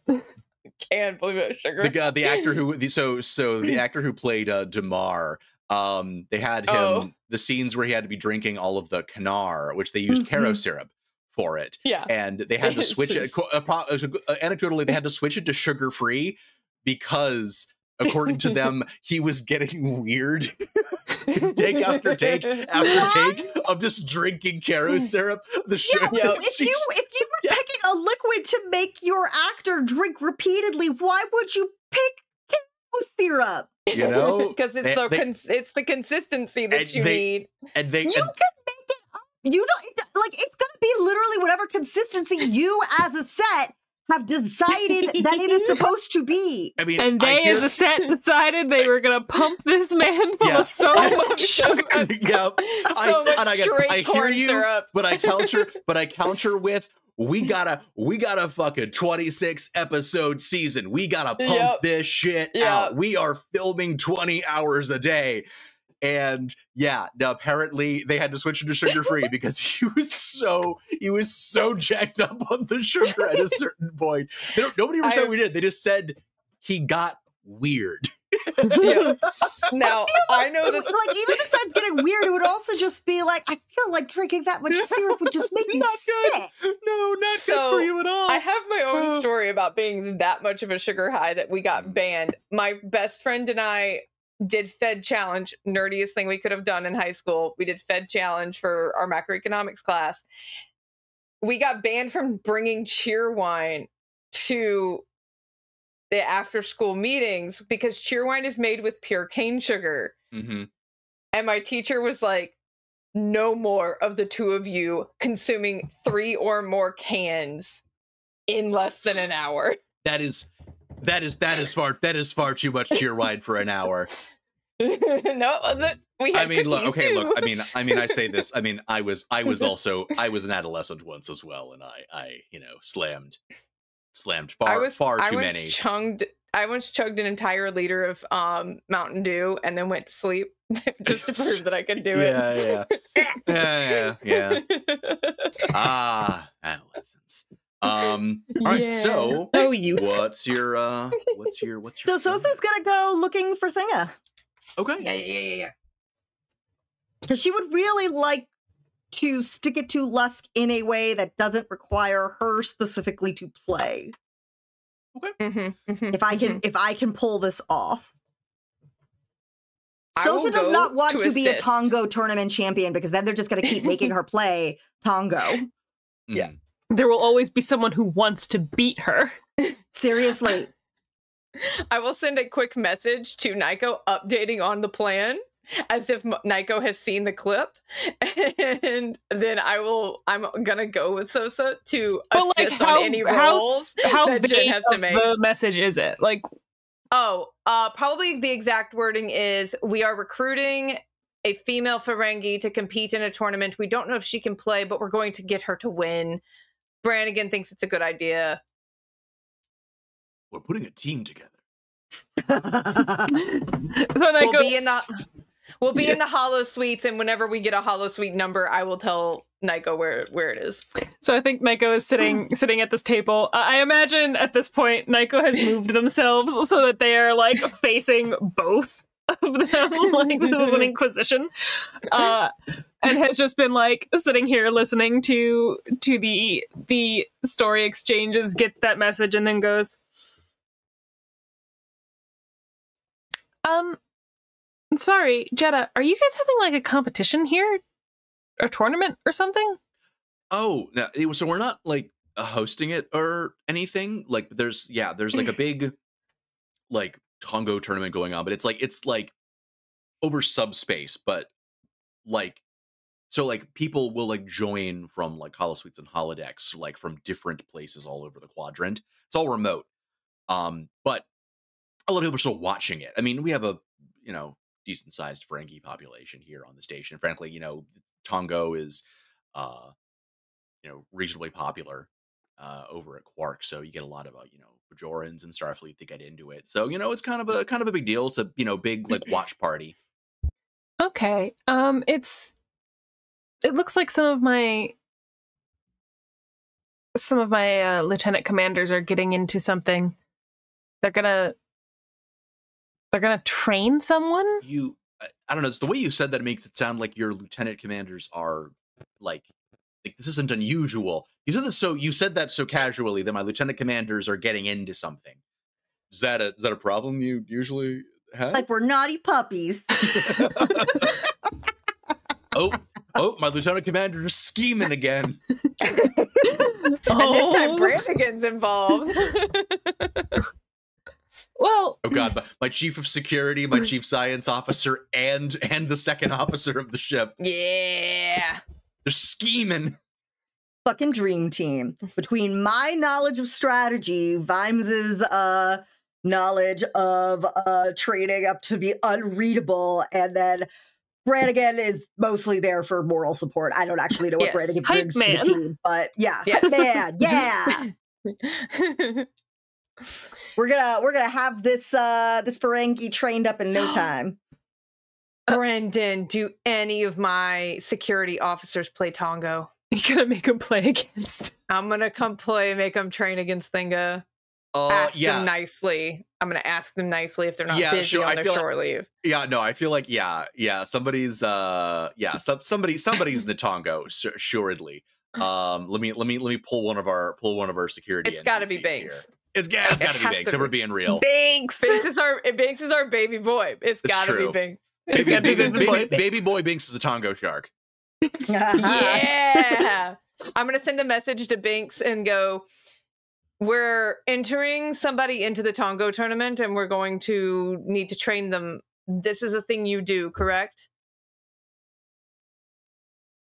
There's a long pause. Eventually Binks replies, I mean, yeah, I play some Tongo occasionally. Smash cut to Binks in Quarks, like wearing like a big hat. Yeah. You know, with his little cat ears sticking through. Yeah. Watching the coverage. I will buy you and two friends an entire night's worth of drinks if you come to the holosuites and help us train this person. Biggs replies, you see, you keep offering that, sir. You're aware that we live in a post-money society, right? I will give you whatever shit. Money. Yeah, it's true. It's true. Then I will send back. I will give you whatever shifts off you want for the next 3 cycles. Done.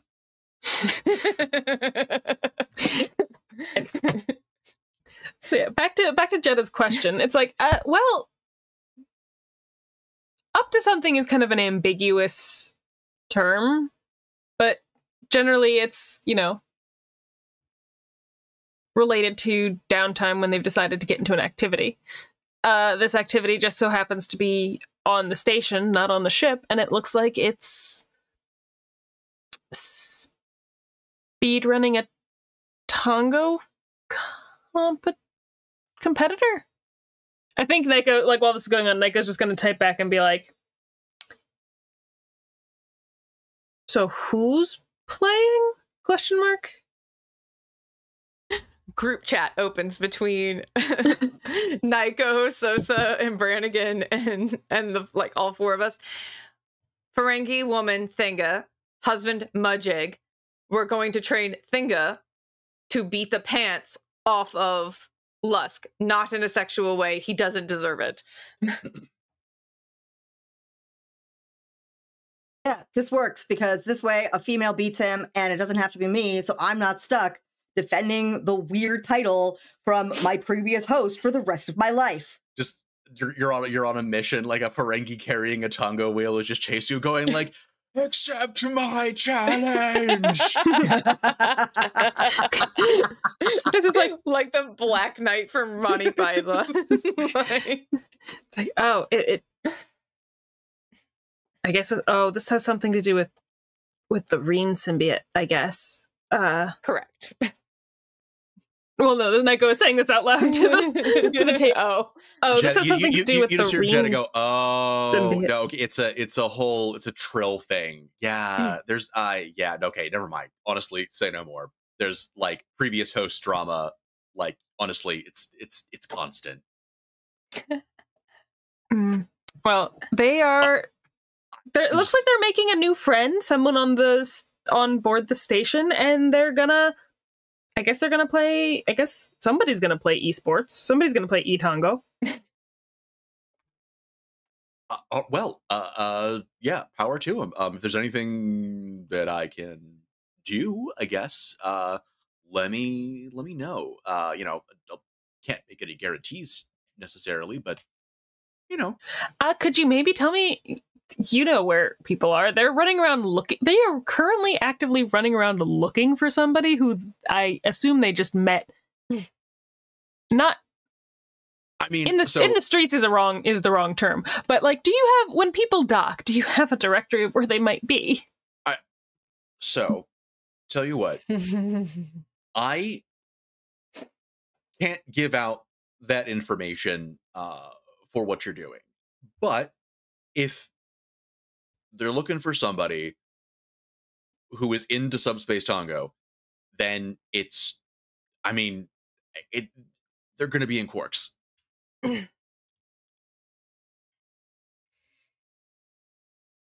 Okay, and if they're not physically in Quarks when you get there, like they're going to show up there eventually. Okay. Everybody comes to Quarks. That should have been a DS9 episode, because it sounds like everybody comes to Rex, which is the story that was they based Casablanca on. There should have been a DS9 episode because everyone comes to Quarks. Dang it! They missed their chance. I suppose I could still do it. I don't know. I'll do it as a one shot. Yeah, I'll do Space Casablanca. Quarks as Space Casablanca is the wildest thing. Well, they even had like the whole war story. I'm surprised they didn't do that as an episode during the Dominion Wars. Think about it. It's like, man, that feels like kind of a missed opportunity. It does. Yeah. I wonder if they pitched it and it got shot down. Probably. Yeah. Anyway. Yeah. Okay. Well, Nico just hits him with a "have fun. See you later." Wait, you're leaving Barat and your cousin together to talk shit? No. That was to you. Oh, sorry. I misunderstood. First off, I've been here listening to the shit being talked. I am weathering this storm. Unless you guys specifically ask me to leave, I'm staying. This is a matter of pride. What do we think Nico would bring to the table as far as this training montage? Well, I would say moral support and tacit permission for whatever we're doing, but Brannigan is here for moral support, and I don't think we need permission. No, not for this. Nothing we're doing because we're not going with the poison route. We are. I think everything we're doing is acceptable leave behavior. Yes. Okay. Yeah. Let's let Nico get their flirt on with their boyfriend and leave him out of this. The episode where Nico just has a nice time. Yep.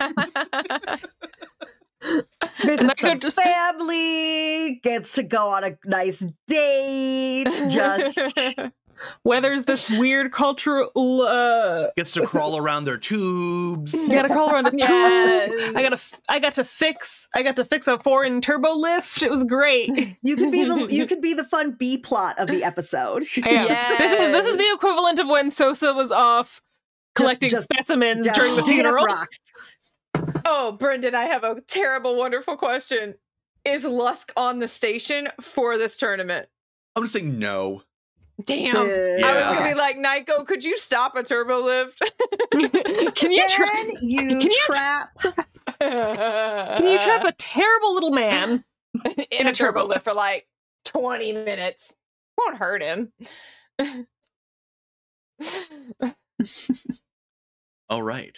So, what is the next phase of these shenanigans that we have found ourselves? I think Sosa goes and in? finds the Ferengi and like is very coy about the way that she goes, actually, I'm gonna need that room after all.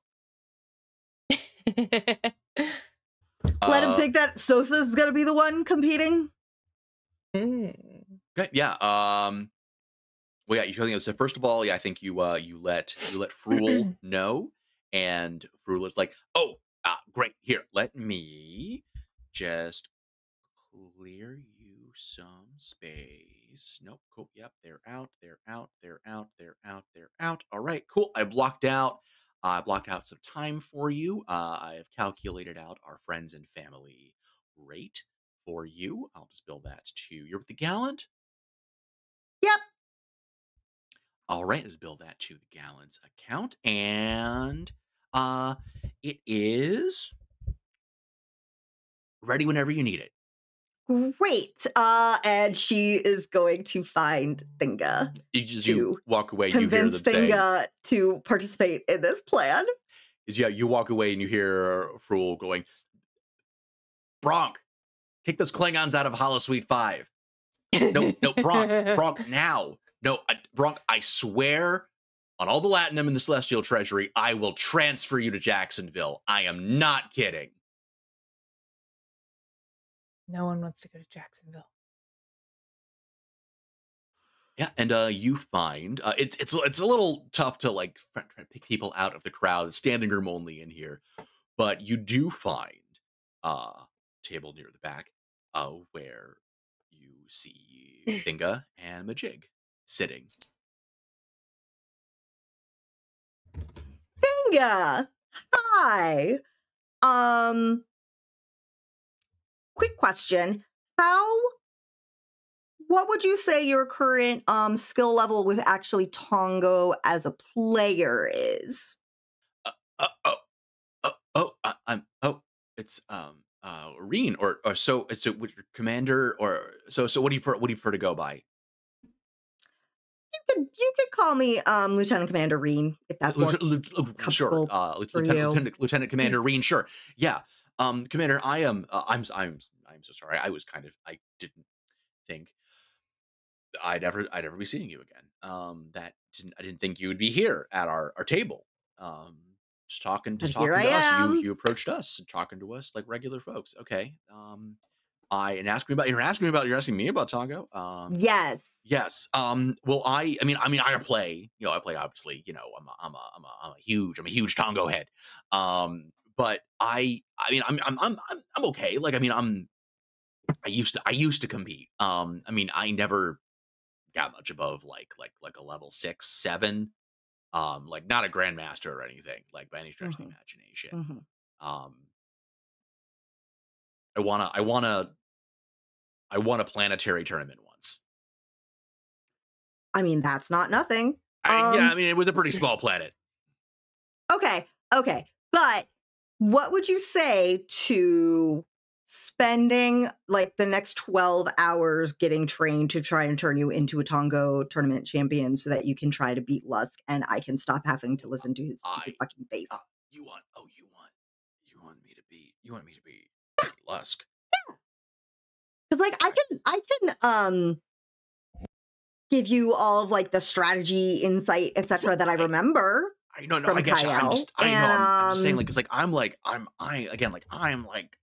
a level 6, like I get you. And all right, and Lusk, Sotharine is a level nothing because she's literally never played. So you're still better than I am, and one of us needs to make this guy shut up. So I think it should be you. Lusk, yeah, Lusk is like,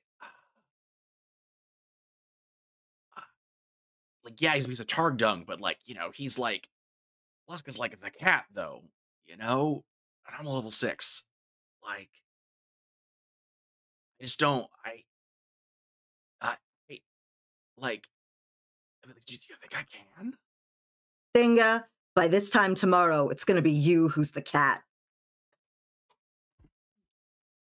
You know, honestly, what more does anyone have to say?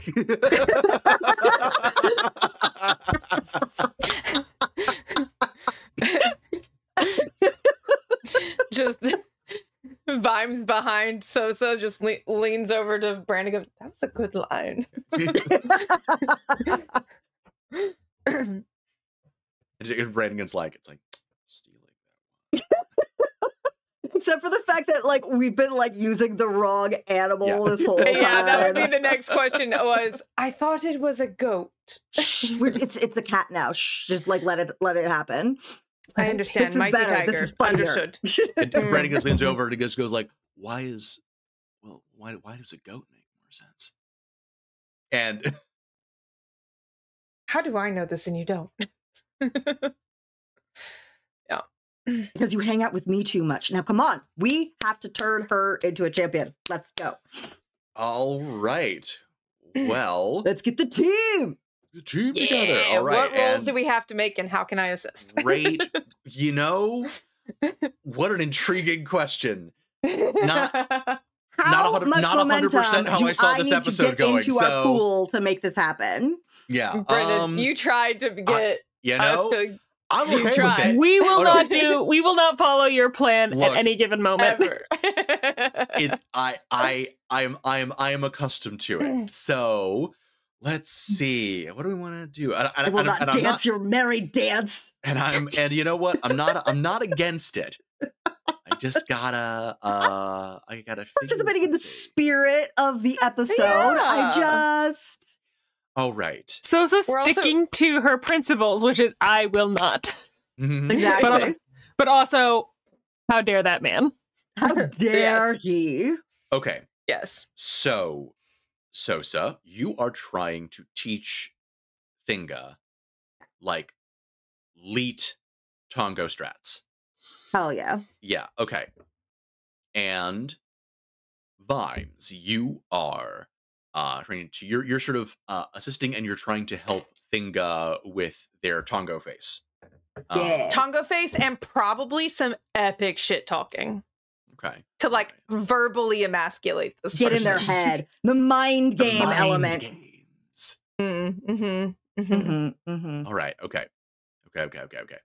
And Brannigan, as mentioned, is just there being like, you're so good at this, man. You got this. Way to go, bro. Retrieving refreshments. You know, it's a necessary role. Okay. He's our Dabu girl for the night.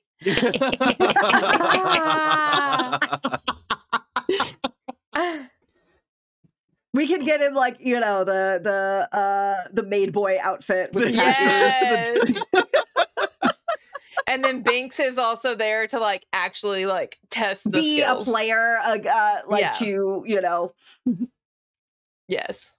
Okay. So that we can have like some element of chance to also have to like actually play against. Yes. Yeah. Yes. Okay. What is Brannigan's first name again? I did not write that down. 1 second. Isn't it like Chaz or Chad or something? Yeah, I want to say it was something like that. I think it's Chaz. I think that's what I think it's Chaz. Chaz Brannigan. Hold on. I'll find him. We didn't put him. We didn't put it in the NPC list. Yeah, that's where I went first. It's just Lieutenant Commander Brannigan. We did not put his first name in our cheat sheet. Oh no! Who are you? I felt like we named him Chaz. I feel like it was Chaz. Because it was like the most dickhead name we could give him. We were deciding we hated him right from the get-go. And like we've redeemed him a little bit since then. But I mean. Oh, I'll redeem him. I said that out loud. Letting the intrusive thoughts win, I see. Always and forever. Bold strategy, Cotton. Let's see how it works out for him. All right. Let's say Sosa, go ahead and give me a presence command. What? Okay. Well, everyone's going to roll, and it's all going to contribute to the total needed successes here. Okay. So, Sosa, give me a presence command.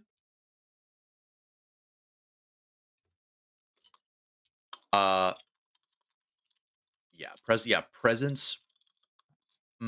Actually, it's gonna be a weird one. Actually, no. Actually, Sosa, give me a presence engineering. Actually. Oh. I see. Presence engineering. One success. Or okay. Actually, I'll let you know it was science. If you want to do science, actually, that would be okay. 1 second. Let me actually double check.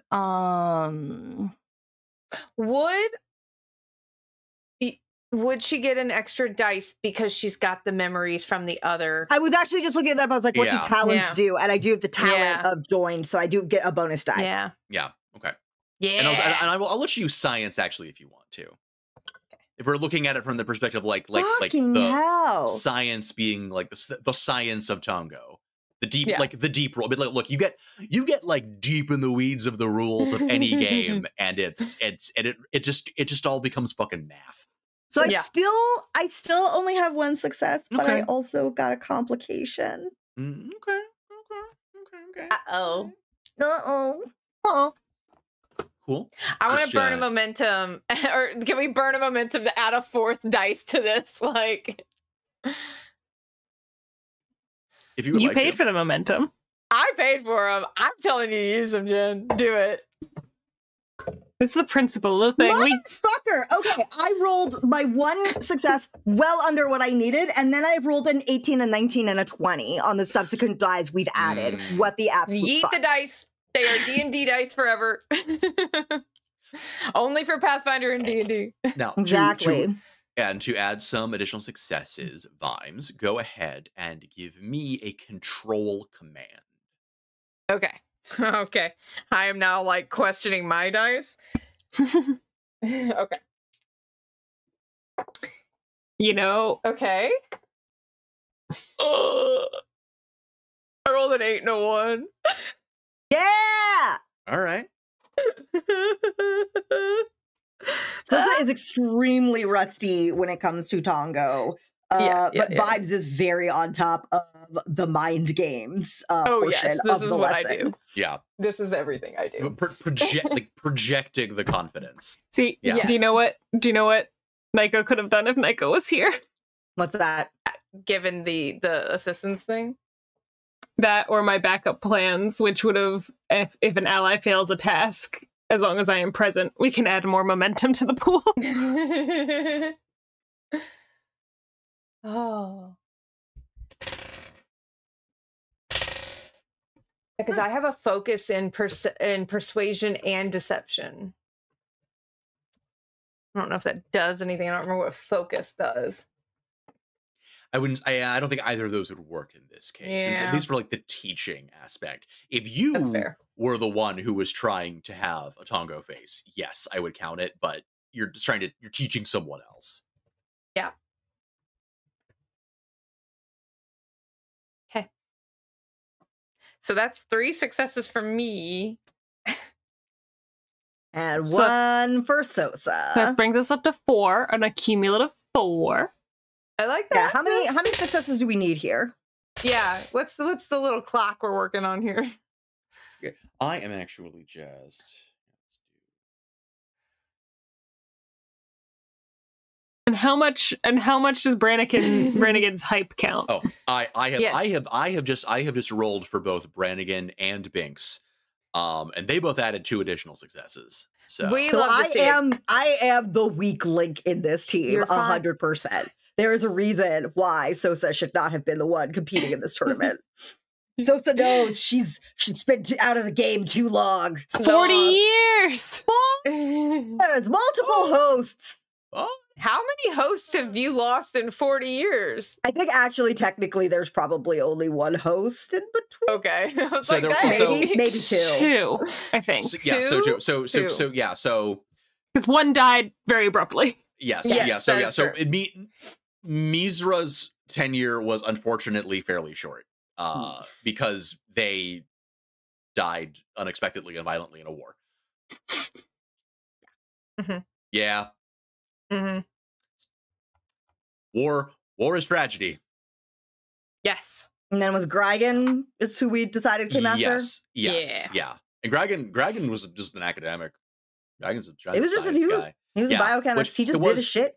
And Grigan's tenure was also a little bit shorter than usual, but that was partly because Grigan was already much older when he received the symbiote, which is unusual.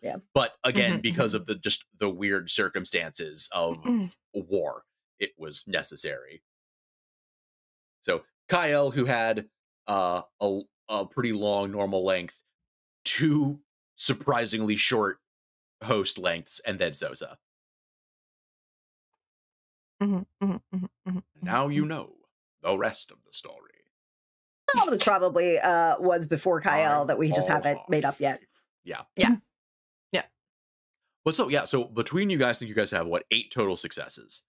Yeah. So that is cool. Keep that. Did we hit the number we needed? In this case, there's not really there's not a magic number you need to hit. Okay. It's mostly about giving Thinga bonuses. Oh, okay. Because then we'll roll on behalf of Thinga for the actual tournament or something. Yeah. New dice. Just go grab different dice out of the bag. Yeah. Just so I'm not having NPCs rolling against NPCs. Yeah. Yeah. So basically, we're going to count that as 8 momentum that you have in the pool specifically for Tongo. The Tongo initiative. Yes, the Tongo only momentum pool. You're the best around. Nothing's ever gonna bring you down. Eventually you have to tell Brannigan to stop playing it on repeat. Brannigan. Too much hype. The Tiger Eye song. That one. Oh yeah, no, good call. Although, if I'm being totally honest, I kind of prefer Burning Heart. If I'm being totally honest, I don't get me wrong. The Eye of the Tiger, great. Burning Heart, I think underrated banger. Brannigan, you're acting like I know what you're talking about. Okay, so you said the Tiger Eye one, so the heart. You don't know the heart burning one? I know. No.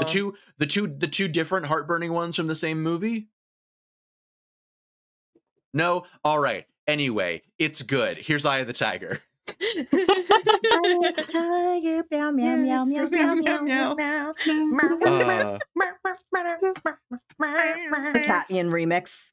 I was gonna say this is why it's a goofy interlude episode, but honestly, it's only marginally more goofy than our regular episodes. Yeah.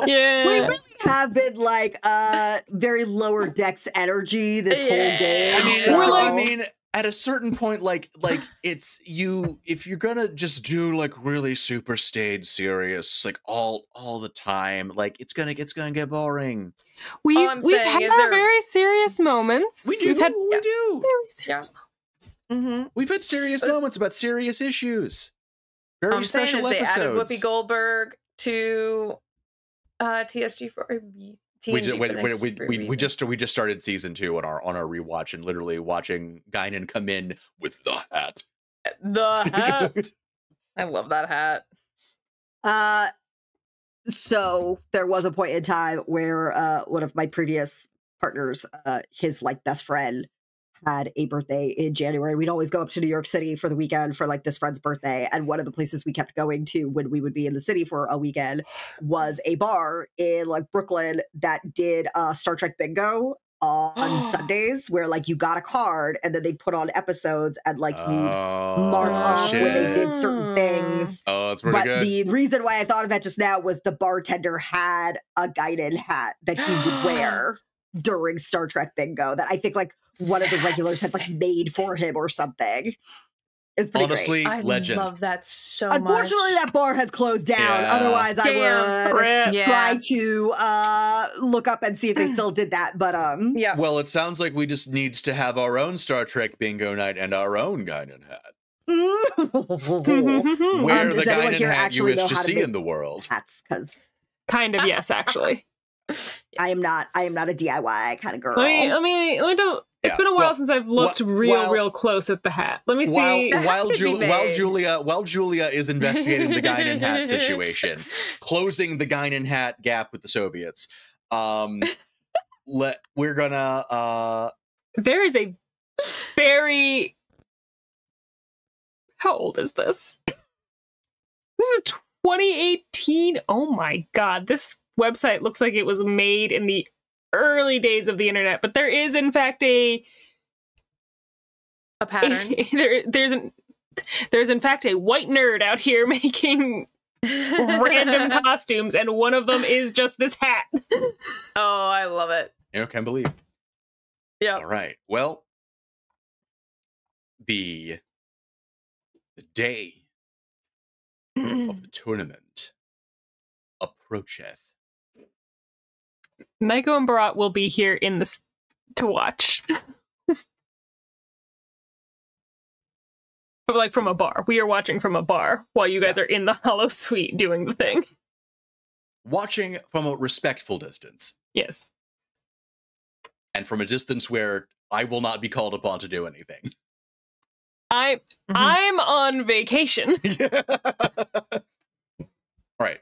What final preparations are you guys making for the tournament?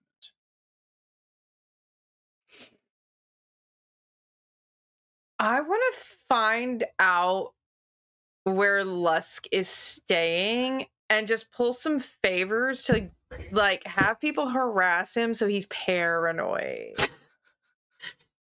Okay. All right. Like no direct interference. I don't want anybody to lay hands on him, but I want him to like receive some like weird communications that make him think that like he's being hunted for debts he owes. All right. Cool. Neat. Do I have to roll for it? Yeah. Go ahead. Yeah, go ahead and give me let's call it a control security. Okay. You hear Brannigan call towards you as you are on a subspace call. This does border on a crime. 69. This is very, very close to a crime. Brannigan, I'm just asking some people to send him some fan mail. It's crime mail. And you got a 6 and a 9? Yeah. Okay. Very good, very good. Nice. Yeah. You have been able to pull some favors on Ferenginar to get basically Lusk to get some like urgent communiques informing him that his assets have run afoul of the liquidators, and yeah, just something to keep him distracted. Yeah, throw him off his game. Yeah. If they could also hand out his address to fans so they start banging on the doors, that would be great. Are you doxing him? Maybe. Vibes is like, I'm gonna commit some psychological warfare. I'm gonna post his address on Reddit. I don't know if doxing is a crime on Ferengar, so this might still be fine. Yeah, we're rolling off Ferengar rules, and none of it is coming directly from me. My hands are metaphorically clean. Your Brannigan call over. I mean, you still are doing. You're still a Starfleet officer. It's definitely breach protocol. Definitely unethical. Brannigan, Aren't you glad you invited me to the group? Brannigan, are you having fun? Yes. Shut up. All right, I'm gonna play volleyball with the boys. Go play volleyball with the boys. I like volleyball with the boys. Why are you saying it like that? And all right, what preparations is Sosa doing with Thinga? Because Thinga is definitely more confident than she was, but definitely seems like she's getting some jitters. I think Sosa is going to try to give a pep talk. I mean, I know, don't get me wrong, like I really appreciate all of the training you give me. Like it's been a really like high level perspective on the game that like, and you make it really accessible too, which is honestly really good. And I think I've got a shot, and I think I've got a good play line in mind. I think, well, I'm not going to talk about it just because you never know who's listening. Got to keep the trade secrets, right? Right. 73rd roll of acquisition. But I'm just not like, I just don't think, I mean, like I can compete, but like, I just don't know if I'm going to be able to beat Lusk. And like, I'm worried about like, you've like, it's been so crazy and so great, like meeting you and like learning from you, but I don't let you down, you know? You won't, because win or lose today, it is just about not taking that kind of ignorant behavior from others, lying down. So standing up to him and being a competitor is more important than the actual win or lose today. But I have faith in you that you are an excellent Tongo player. You are much better than Sosa currently, so like it's got to be you. But at this point, you have all of the knowledge that I can give you from Kael's memories of, and it's just up to you to take that and make it your own and be a great Tongo player that you are, deep inside. Yeah. Go ahead and give me a presence command.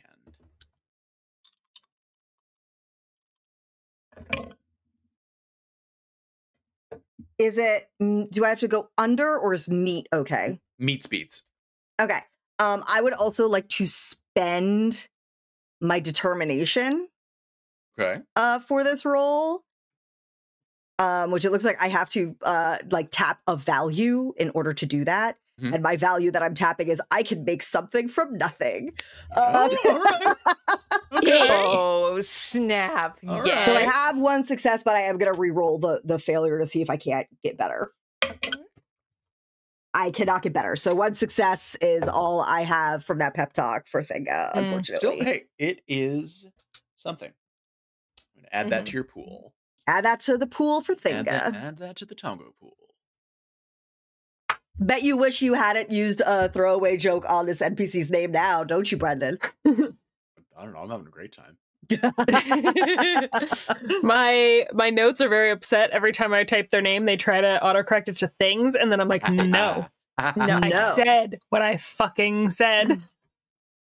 That is another thing that I like about this pencil and paper notebook. So it's tactile, so I can like obsessively stim with the mechanical pencil. That is good. But also my notebook doesn't try to fucking spell check me. Hell yeah. So true. Fuck you, notebook. Think you're smarter than me. Even though a lot of the times you actually are. Oh, see, my gripe is the grammar check these days starts making like style corrections. And I'm like, nope. Not what I'm. This is what you should say. Nope, that's not what I should say, because that's not what I'm trying to say. And you're flagging this as a grammar check, and that's not a grammar thing. That's a style thing. Robot. The one on my phone keeps trying to change the word if to of and vice versa, even when it makes no grammatical sense. And I'm like, why? It's okay. I've broken mine slightly in that it doesn't spell the word Brandywine as in the location correctly because I spent so many years making fun of my sister's cat by spelling it Brandywine, wine as in like whiny, to the point that now if I try to spell Brandywine correctly, my phone is like, oh, you mean this? Mm-hmm. And I'm like, no, actually, I am in fact trying to find a location. You can break them, and you should. My phone has interesting autocorrect ideas. They're mainly not stream appropriate, so.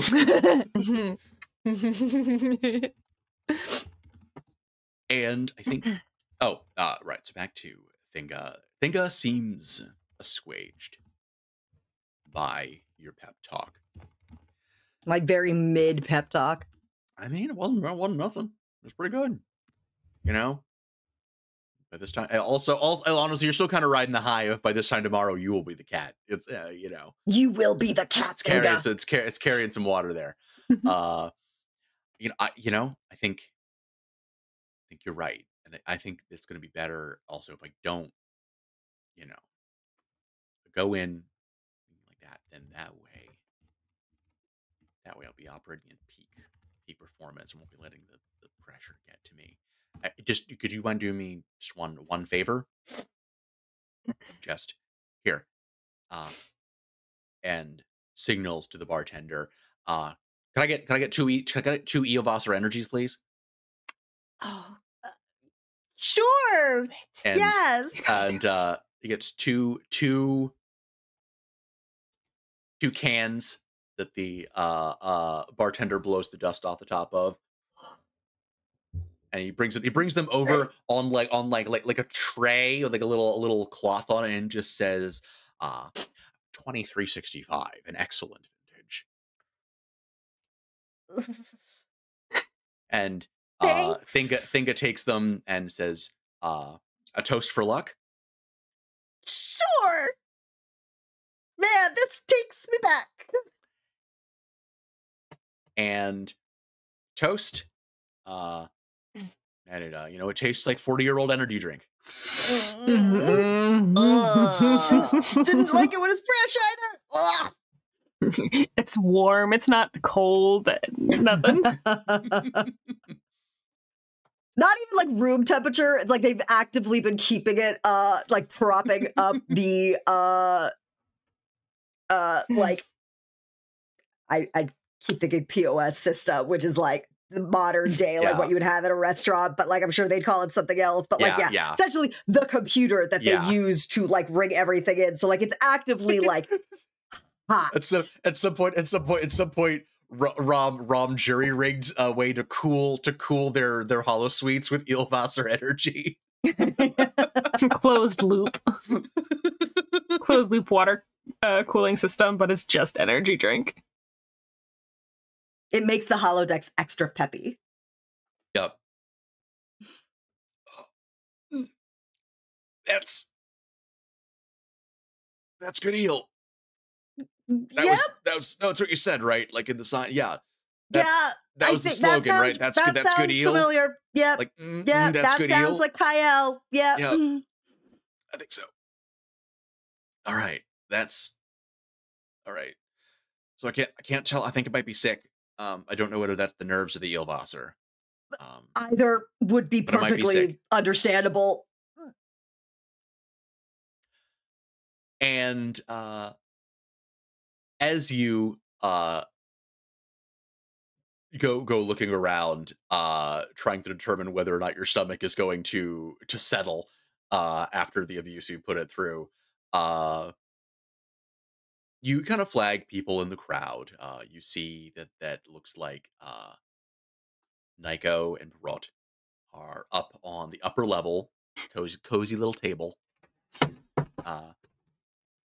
watching festivities. Seeing some other crew members. Binks has his hat back on and is kind of like flashing a thumbs up to Thinga, and also making some like other weird hand signs that you don't recognize. Apparent some sort of like inside pitcher language that they developed for when they were playing against each other. And Thingo just kind of signs back. And near the back, kind of away from everything else, you kind of do a double take as you think you spot Captain Selleck.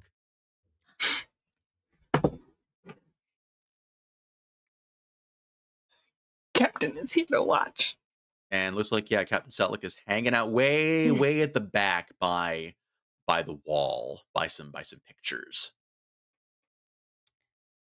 So Just has a little drink with a little umbrella in it. Is he wearing one of the shirts? is he wearing a Hawaiian shirt? He's not wearing a Hawaiian shirt. He only does this for very special occasions, usually for his birthday. Okay. I'll just be like, Sosa is that's the captain, right? It is. Think it has to win. I mean, yeah, we already established Thinga it has to win, but like, you know, we've done what we can, so and now it's up to Thinga. So,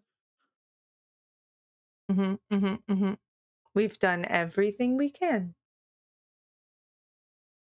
you're not falling back on the poison plan again, are you? Nope, no poison.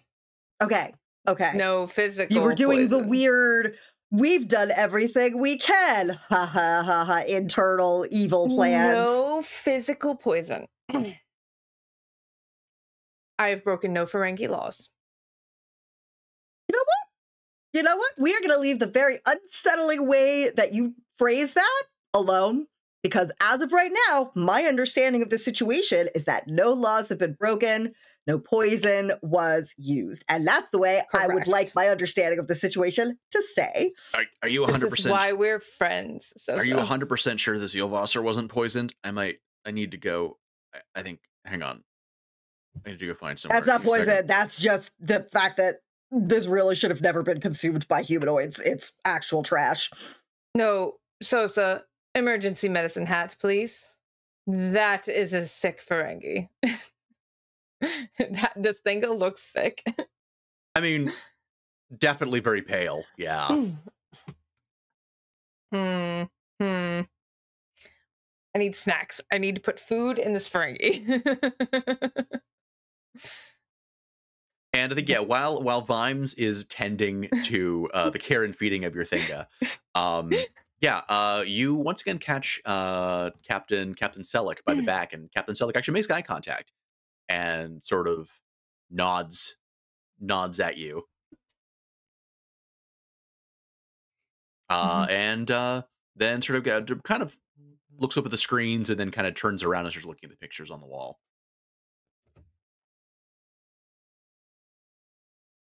Sorry, Selleck looking at me? He was looking at you. He sort of acknowledged you and raised his drink and then turned away from the crowd and started looking at the pictures on the wall. I'll go talk to the captain, find out if there's any, words of wisdom he has for the situation. Let it be. Sorry.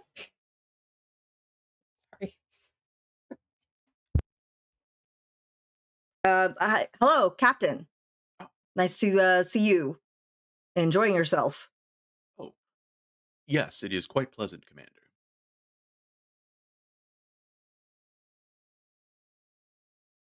How are things faring? With the leave, we found a project to throw ourselves into. That is what I was referring to. How is your vendetta going? Oh, wow, word travels fast. Well, it seems promising. Definitely, we've done what we can over the course of the 12 hours to train up our chosen competitor for this metaphorical battle. So, I have faith in your abilities and your judge of character, and I sincerely wish you the best in this competition, this striving. Thanks, Captain. He sort of looks over at the pictures on the wall and he points at one.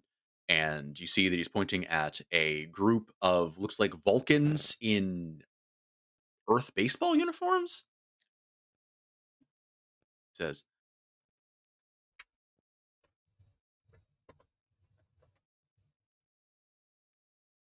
we established this was canon in chat. And all right. Yeah. What I was time say, for Raiders? we did talk about baseball.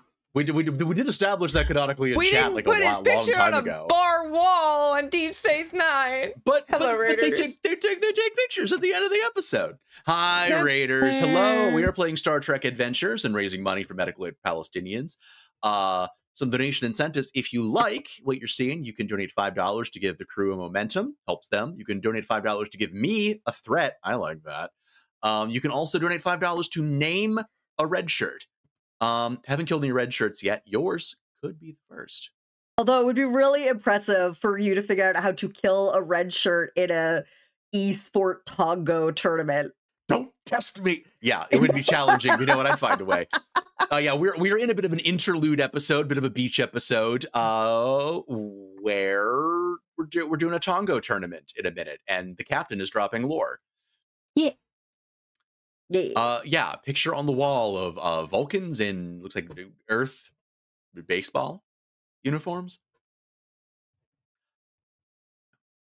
This is. Oh, did you play? Yes. Here? This is not ironically enough my first competition-based vendetta aboard this station. Many years ago, I served aboard the Tecumseh. The captain had a rivalry, the commanding officer of Deep Space Nine, was determined to demonstrate the superiority of Vulcan crews by beating him in an Earth game of which the commanding officer was very fond. We beat them resoundingly. Oh, thank you so much for the follow. Yeah. And in the end, yes, we defeated them soundly, resoundingly. It was a rout. But in the end, it seemed as though the crew of the station got the more of it.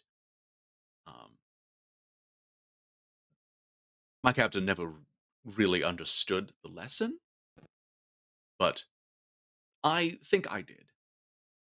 If nothing else, it sparked an interest in baseball in me, which is frankly one of my favorite pastimes now. We played quite frequently in the run-up to the competition, and after the captain lost, he promptly lost all interest in the game. I was sad. I found myself sad. I think that's the term for it. That I could no longer play the game. It had become a source of genuine interest to me. And so, in a way, though I do not necessarily endorse the captain's vendetta, it did ultimately give me one of the great joys of my life. And so, in the spirit of competition vendetta, yes, I would like to formally give yours my blessing. Well, thank you. That means a lot, Captain. Now, if I may, I will leave you with the parting words that I heard in my own competition. Death to the opposition. You know what? That sounds good to me. I will let Thinga know that is our new rallying cry. And give you a little toast. Death to the opposition. Death to the opposition, Captain.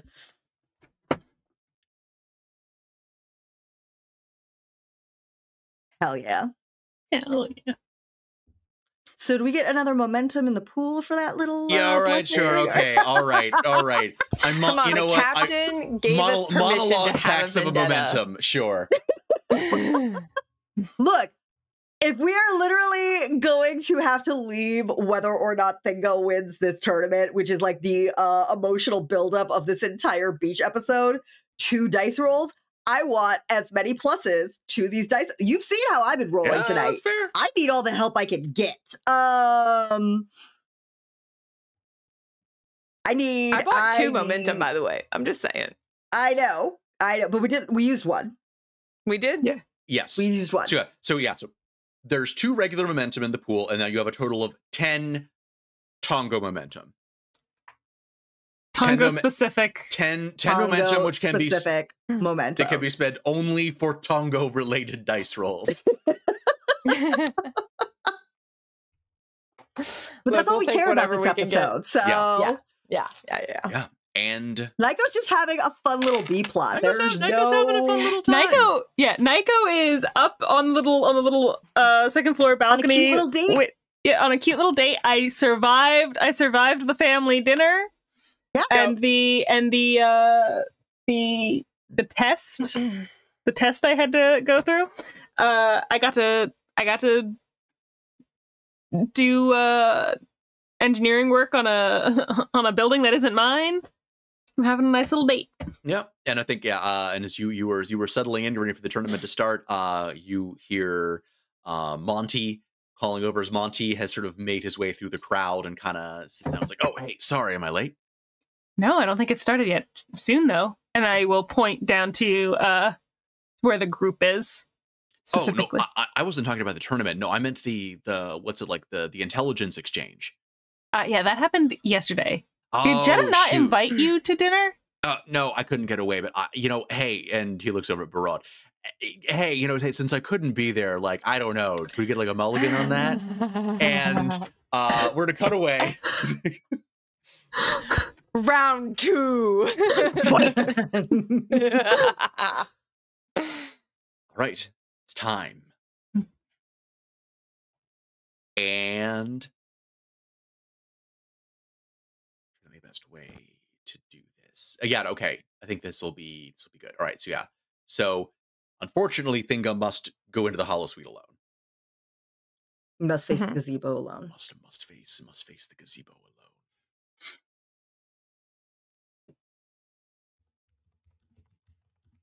And starts walking up the spiral staircase and looks at you guys and gives Majig a little head boop for luck.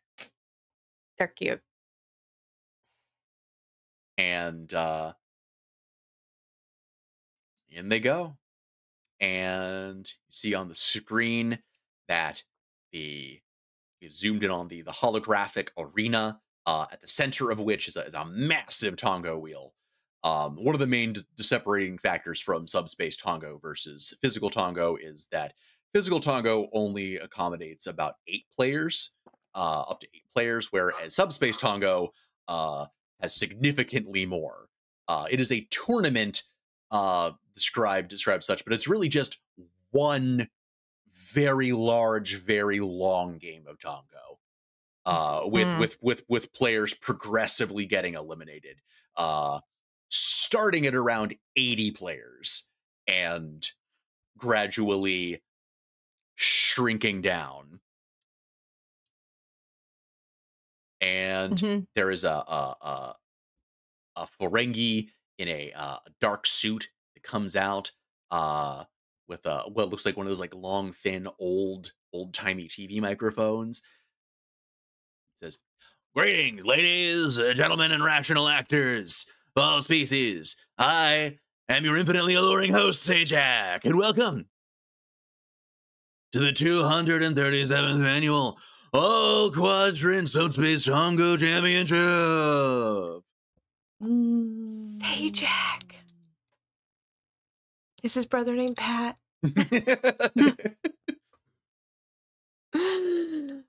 And he introduces several of the more noteworthy competitors, which mostly are names that seem to get a pop. Of course, there is Lusk. And he actually ultimately also calls out Thinga, who is noted for having been coached by the Reen symbiote. If this encourages Thinga, her expression does not betray it. She Good. Yeah, Good. yeah. Vimes taught her well. She's got this. Yeah. And with a spin of the mass, there's this whole like the team of Ferengis at the bottom of this improbably huge Tongo wheel that start like turning it like Conan the Barbarian style to start sprint running to like get it up to speed so it can spin. Hell yeah.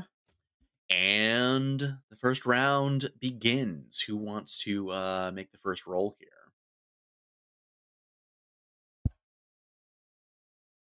I feel like it should be you. All right, I'll roll. So we're basically going to be having progressively larger success thresholds. Okay. What is my current Oh, what are we rolling? I'm going to roll for this to start off, just doing like regular gameplay. We're going to start off. Well, actually, tell me this actually, because this will actually be interesting. What strategy did you tell Thinga to do? Like, what's your game plan? Like, you're planning to try and like play like very conservatively? Are you trying to like go for certain gambits? Are you trying to like bluff people? Like, what's your game plan for the early rounds at least? It's gonna be a long game. So, what did you tell Thinga to do in the early rounds?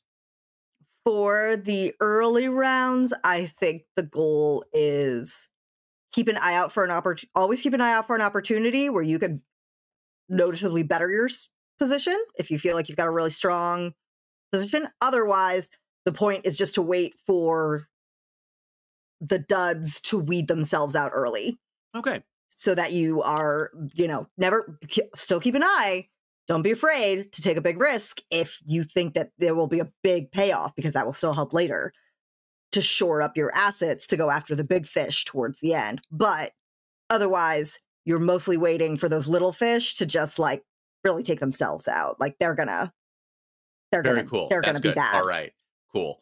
In that case, go ahead and roll a control security. Okay. Yep. Do I get to tap my talent again for an extra die? Sure. Mm-hmm. You are imparting Kyle's experience to Thinga. So yeah. Damn, those are my best stats. That is cocked, so I've got to roll that one again. Because respect the cock. You gotta respect the cock. Respect the cock. Respect the cock. All right, only one success. Okay. That is fine. Okay. You only needed one success this round. Yeah. So. These dice are shit. Yep, and Gonna it send you looks new dice. and it looks like I think it's sticking to the game plan and is mostly. There are a couple of points when you are concerned that you might be being a little bit too cautious. You spot a couple of things where like Kyle's instincts kind of kick in a little bit, and you kind of think like, oh, I would have gone for that. Yeah. But think it doesn't. Thinga is playing it very conservatively in the early rounds, and has succeeded in protecting their position sufficiently that they've fended off the scrubs, and the scrubs are dropping steadily. You've got 20 in pretty short order that have bitten the dust. You start off with a small pot. You don't have a lot to lose, so a lot of folks are weeded out. Upside, Thinga's still in it in a solidly protected position. Downside, doesn't have as much it doesn't have as many assets to potentially make bigger plays in the middle rounds. Yeah. So, what would you say your game plan is for the mid rounds. Shit talking. Get Sure, in their fine. heads Yeah, a little bit. I think this is Vimes. I think this is Vimes okay. territory. Yeah. We don't have the assets to so we get gotta in their bluff heads. and we gotta shit talk. Okay. Yeah. Well, in that case, I'm gonna say you're gonna need 3 successes to get through these rounds. Vimes, you're gonna go ahead and roll. You do have 10 momentum in the pool, so I'm Yeah, gonna I didn't use use- one. Yeah, I'm gonna I didn't use any because I was able to use my talent for the extra die. Yeah, Not that it did anything, but yeah, I'm gonna use I one of think- the. I think going forward we should probably be using some of this momentum. yeah. So if you're trying to kind of play the mind games, trying to bluff. I would say that is also a control security. Beautiful. That's a 15. I got to get under. Okay. First dice is a 1. Hell yeah! All right. Yeah. Second dice is a 4. You Third have dice much better dice for this. is a 10. I roll for shit in my monthly D&D game with my friends. I cannot roll over a 10 in that game. But you know what? We love that for us. That's 4 successes.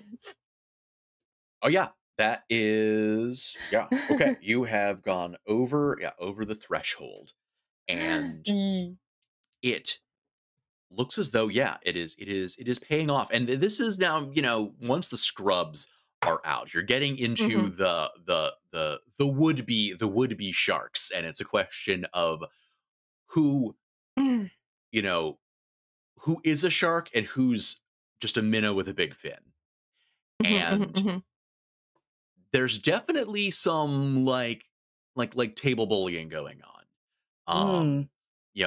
People trying to like bluster their way through, although it doesn't appear that Lusk is really participating. Lusk is throwing shade at a lot of other players, doing a lot of bluffing, seems to be pointedly avoiding confronting Thinga directly, both in terms of their smack talk and also in terms of their table plays. Is not going after Thinga's assets, and mostly backing off anytime that Thinga is trying to bluff their way through a bigger play. Okay. And we've lost another 10 players at this point. The 30 of the 80, you said. Yeah. Okay. Actually, this was another 20. So we're down by half. Okay. You're down by half, down to 40. Down to the top Cool. the top cut at this point. Let's do it. And once we are at the 40 mark, there's a brief halftime show. Sweet. And they clear it off because there's a big tie-in, a big licensed tie-in performance,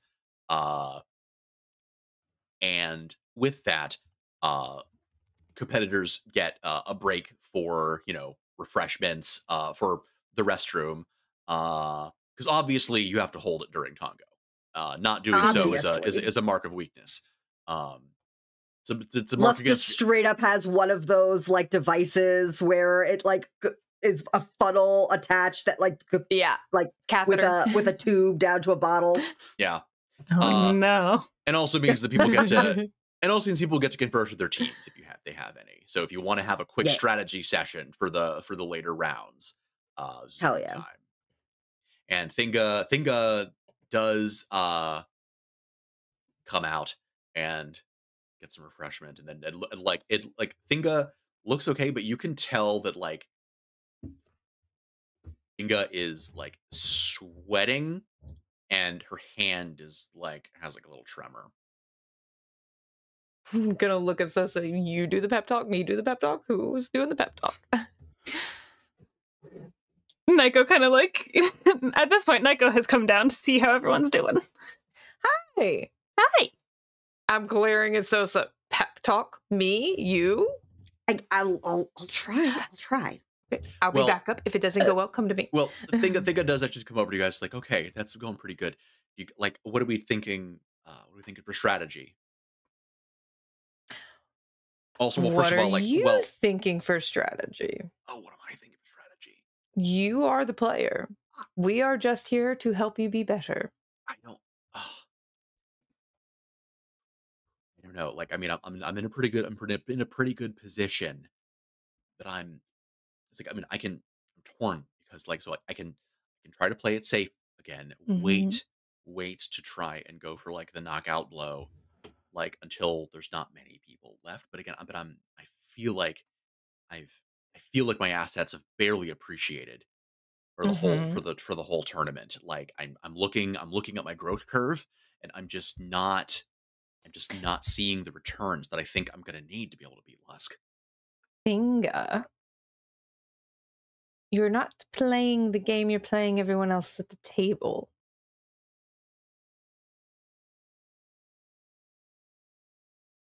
I think what you need to do is you need to provoke Lusk. Like he's running away from you. Go after him directly. He's scared. Mm-hmm. Do you think? But yeah. What if? You're worried that you won't be in a strong enough position later. Start the fight now. I mean, he's running scared. His position right now is pretty strong. I don't think he needs to be scared. It's not about him being scared. It's about him being angry. People make really dumb mistakes when they're angry. And someone Very like that, mistakes. who's so convinced that a female could never beat him, when you've the just first beaten time 40 of the that best you players take in the any clock. of his assets, doesn't matter how little, he's gonna be mad and he's gonna start playing dumb. Okay, you know, I can do that. Yeah. All right. You know, okay, I've got this. All right. I think it's a good. Yeah. You've got this. I've got this. I mean, you've been doing great. Yeah, you've been doing. See? Yeah. No, I mean, I think the statistics. Like, I think. I don't know. I think that I'm still solidly middle of the pack, but like, you know, hey, you just have to be. Just got to be, you know, what 19th out of 20, I guess. You know. So, all right. Okay. All right. Okay. It looks like they're wrapping up. All right, I should get back. Okay. Okay. I got this. You've got this. You've got this. Okay. You're the cat. You do, in fact. I'm the cat. You're the cat. You hear Thinga just like shout the time she gets to the top of the stairs going to the hollow suite. I'm the cat. There was a misunderstanding of which earth animal it was supposed to be. Cat was chosen. We're running with it. It's the cat now. Just accept it. That's fine. I'm not going to fight about it. Less horns. I'm just down here to get more drinks for us upstairs, and also say you guys your coaching seems to have been doing great. So like, good luck. Yeah. Keep it up. Thank you. Glad you're having fun on your date. Yes. Well, I was having a little bit more fun before my cousin decided to third wheel, but Monty's here? Yes, I've heard much about Monty in the last 15 hours. How about you go back upstairs and send Monty down to us, Yes. and we'll distract Monty down here so you can have privacy on your date. We're just thinking of you. This is a win-win. Sure, why not? Hey, Brannigan. Hi, Commander. You having fun? Brannigan's coming to book club now.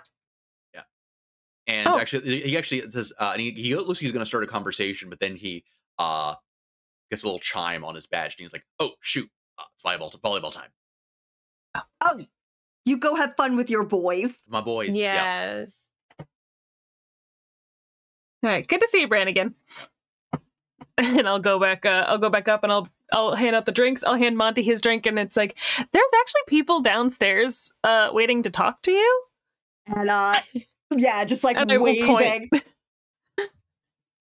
And I think as Monty comes down to you guys, the next rounds are beginning. All right. So you were telling, I think that probably their best plan, that seems like they agreed with, was to start playing more aggressively towards Lusk specifically. To try to provoke him. Right. To start gunning for that position and taking him down. In which case, I'm gonna say, give me a daring command. You want me? I'll roll this one. We can just keep switching off. Yeah, mine's only a 12 in that, and I don't. I mean, I don't really think have I'm any anything I could better, add to it. Yeah, but I can. You still have literally all 10 momentum in the pool, so. And you're gonna need 5 successes. I just used one. So use one. yeah, Okay, so 9. Okay. Yeah. So right. you're gonna need. I'm 5 busting successes. out. I'm busting out fresh dice for this. Okay. Yes. All right. Let's go. Let's fucking go. My other dice are rolling too high. They're so confused. They're like, I don't know what you want from me. Yeah. So, All right. So assuming I still get to throw my talent in, considering this is like, you know, I don't get to call on that very often. So I would have 3, and then I would also like to spend 1 of our momentum. Okay.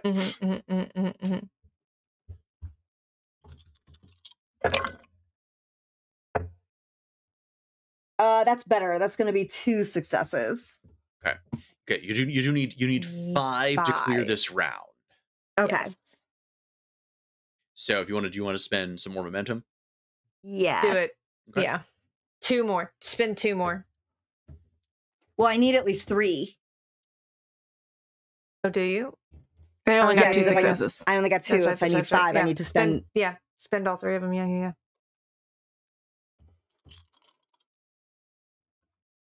You know what? Let's do these.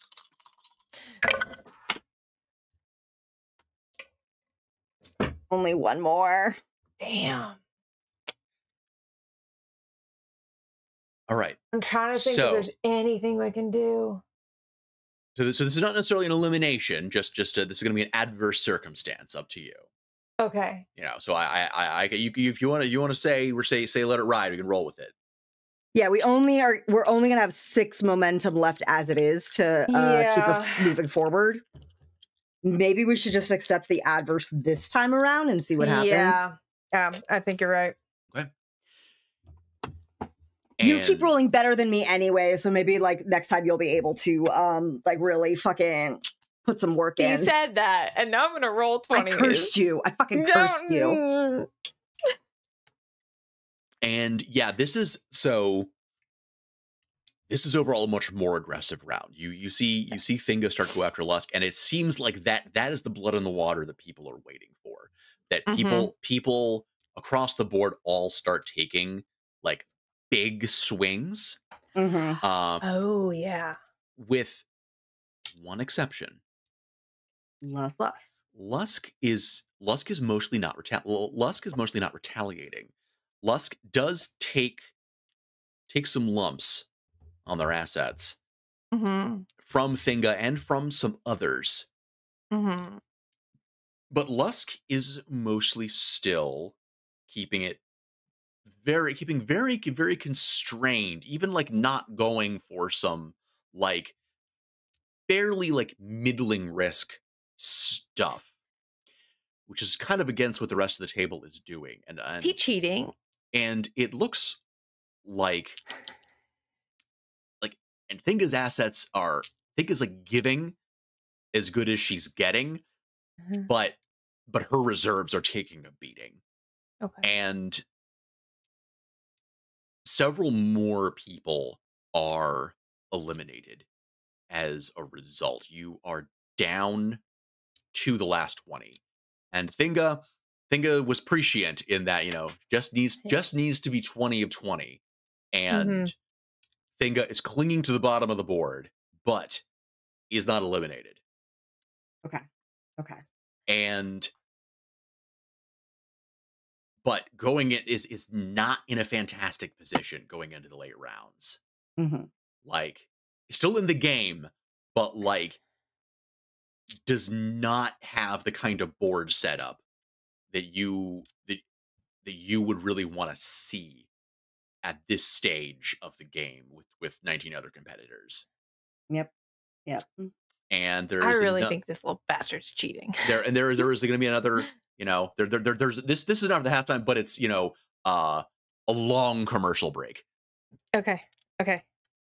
And Damn. yeah, and there is time. Yeah, I think it comes back down. It's like something weird's happening. Playing How do you safe. mean? Yeah. Vimes, go ahead and give me an insight security. 10 and a 14, which gives me 2 successes. Nice. Yeah, and yeah, the vibe is off. It's not just that Lusk is playing very conservatively. A number of players basically knocked themselves out going after Thinga. Like, made very risky plays that don't 100% make sense from a self-interested position. Mm-hmm. But they did have the result. They like knocked themselves out functionally, knocked out their own chances of winning, but did significantly harm Thinga's chances of winning. He paid people off. He's got. So, I mean, like if the whole table's playing against me, or I don't know, half it, or I don't know how many other marks Okay. Lusk Okay. still has up there. Like, I don't know how, if I'm not just, I tried playing against Lusk. He's just sending other people after me. Yeah. I can't touch him. No, you cannot. Well, wait. Mm. You don't need to. That's what I'm thinking, is I don't need to. The only thing is, and I really want to beat Lusk.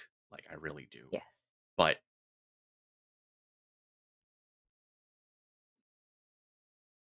what if I just do the same thing that he's doing? What if if you do? Look. I want to do this, but at the same time,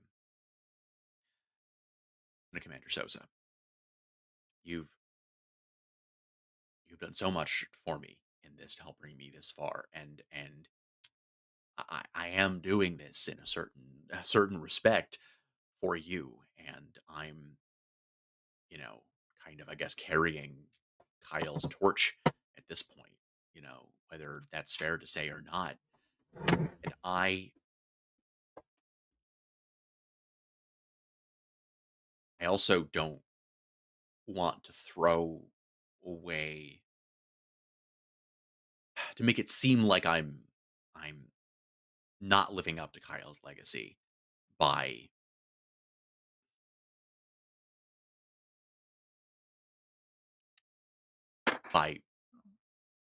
playing this way, or by not winning. Might I propose a middle ground? Do you know what will make him angriest of all? Is if you tie, and he has to acknowledge that you are just as good as him every single time until the next tournament. Well, I don't think I've ever heard He of a will tie. have to accept you as an equal. I don't think I've ever heard of a tie in Tongo, but I can certainly try. I think you should try for it. Sosa, what do you think? Or at least make him think you are distracted, taking out those coming after you. And then at the end of the round, make a big swing at him again when he thinks he's got you distracted.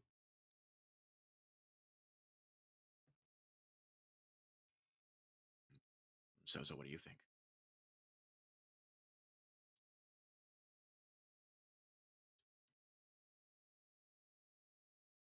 I think you should do what you think is best at this point. Mm-hmm. You are the one This playing. is really your game now.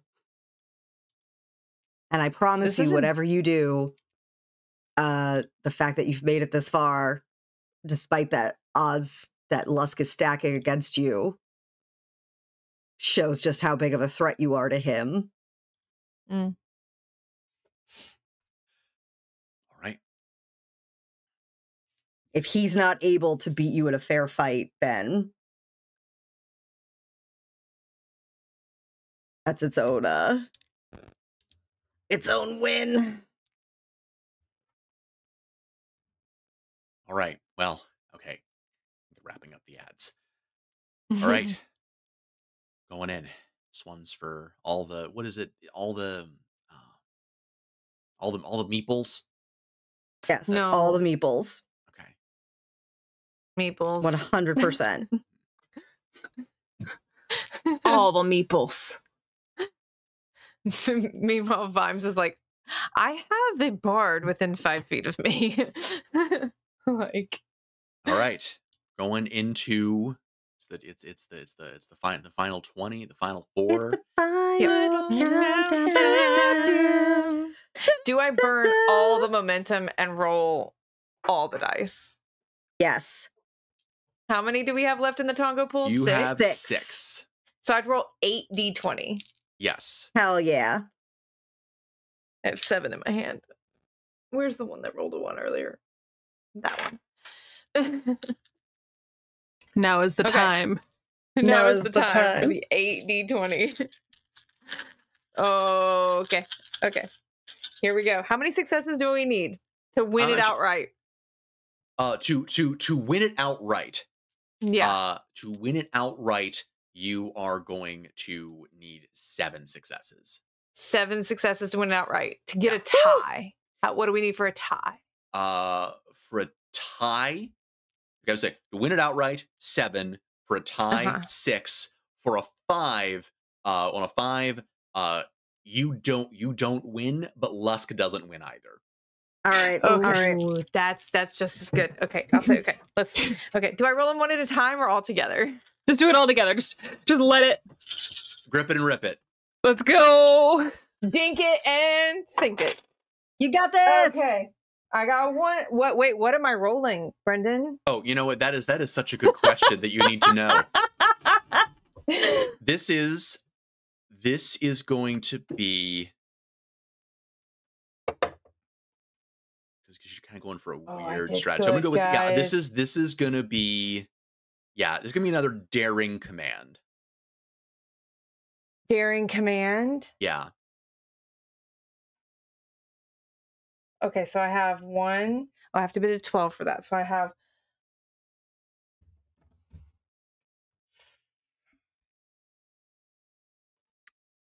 I'm gonna burn my determination. Okay. I have 5 successes. What is the value you're invoking? I'm gonna do a moment of inspiration and reroll any number of d20 in my pool. Right. But you invoke one of your values. So what is the value? Oh. On your sheet. Yeah. Your values. Yeah. Push me too far and you'll see my ugly side. Yeah. Yeah, okay. All right, let's do it. And I've got 5 successes. Okay. And I'm gonna reroll the other 3 dice. All right. So no matter what, Lusk lost, and that's what we need. But we could, Yes. we could But we win this. could win.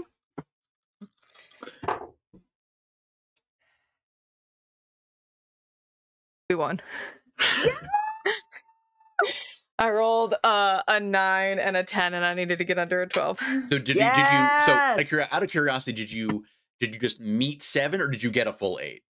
I got 7. You got 7. Perfect. Okay. All right. I meet 7. Okay, yeah. Well, Fuck this man. yeah. Yeah.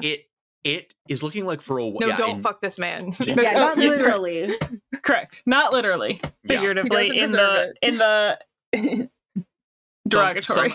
Somehow the least fuckable Ferengi in the quadrant, and man, that is a competition. That is a bar right there. And he is below it. That is a bar that he is limboing under. And Dropped the dice earlier.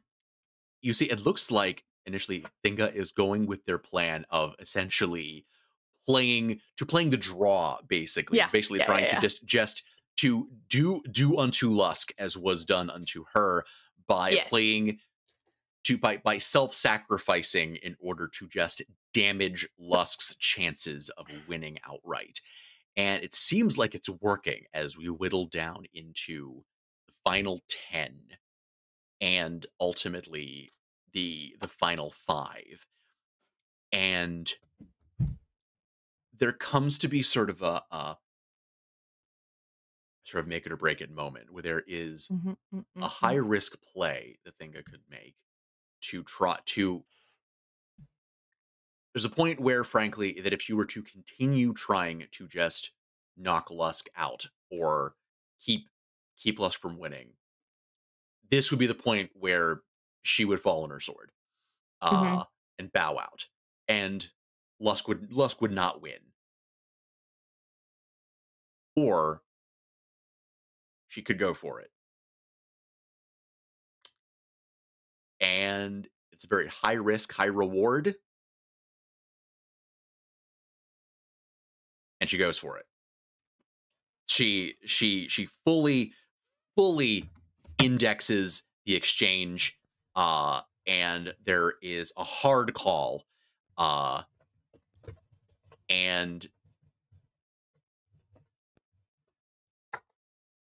Lusk is holding 6 cartels, which is a pretty strong hand, but Thinga has a total monopoly with tacit collusion.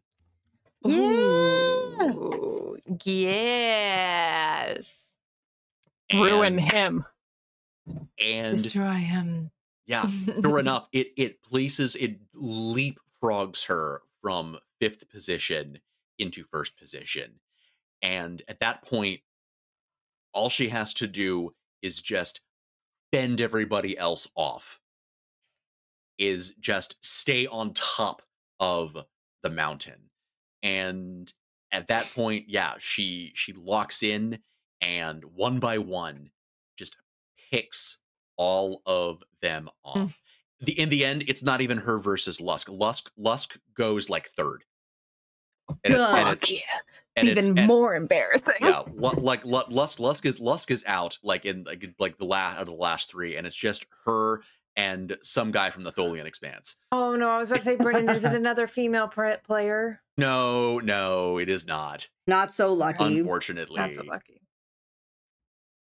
And yeah, ultimately Thinga has won all the meeples, all the meatballs even. Yes. Meeples. And there is the response from a lot of people that it's so on Deep Space Nine, the crowd goes absolutely heckin' wild. Oh yeah. We're hugging, people were bouncing up and down. Yeah. Yes. The live feed of other audiences on Ferenginar is interesting because some of them are very unsure about this outcome, but there are others that are cheering very loudly. Ferengi still won. Ferengi still won, and it seems as though Thinga has won some fans. That people love a Rocky, you know. Yeah, fan favorite. People love a Rocky story, and with the blessing of a previous champion. Exactly, I mean, you know, they love a story, you know. Mm-hmm. And yeah, and you guys head upstairs. Congratulate Thinga, and Thinga comes out and gives you a very, very, very moist hug. Poor baby. Oh no, she's so sweaty. Yeah. Oh, stressed. Okay, I don't. I think I'm gonna. Okay, I'm not. I am gonna. Okay, I am gonna go throw up that eelbosser now. I am gonna do that. Okay. That's a good idea. That's Yeah. fine. And as she goes off to do that, guys are left hanging out in the hallways by the holosuites. When you hear a commotion, Oh, going what kind of to commotion? going to investigate. There you go to the hall of another holosuite, and the door Is is it open. Volleyball. You can Did the see volleyball get Volleyball. intense? you can see inside. There is a sandy beach and ocean waves and volleyball net, and it looks like some members of the Gallant crew, sort of in swimsuits, all sort of looking kind of confused as Brannigan in swim trunks and flip flops is the baby Reese calls Da him baba. Pugs.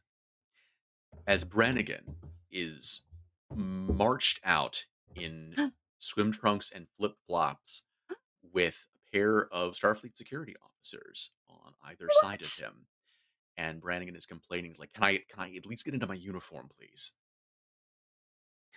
And he is basically being taken away. Oh, intercede, intercede, intercede. Okay, how are you interceding? I walk up. Pardon me, officers. You cannot detain a member of my crew unless he has specifically broken a protocol. What are you doing? Allow the man to put on his uniform. One of the officers turns to you. The other one, he turns to his fellow and says, "Take Commander Brannigan back to the Gallant so that he can retrieve his uniform, and then please proceed to the shuttle." He turns to you. The shuttle, where are you taking my crewmate?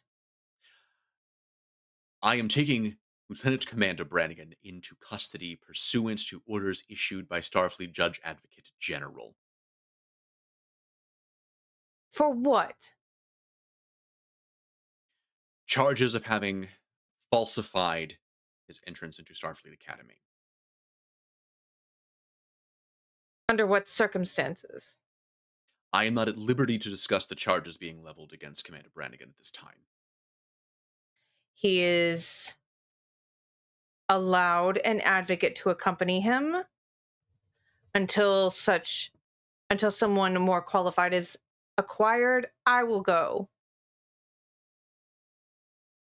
Very well.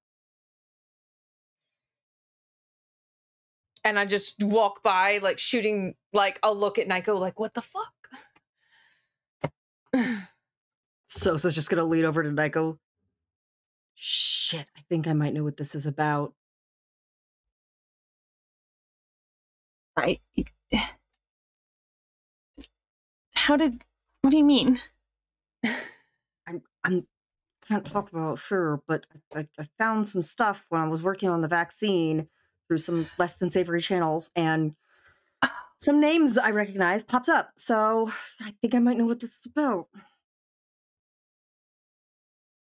How did you access the names?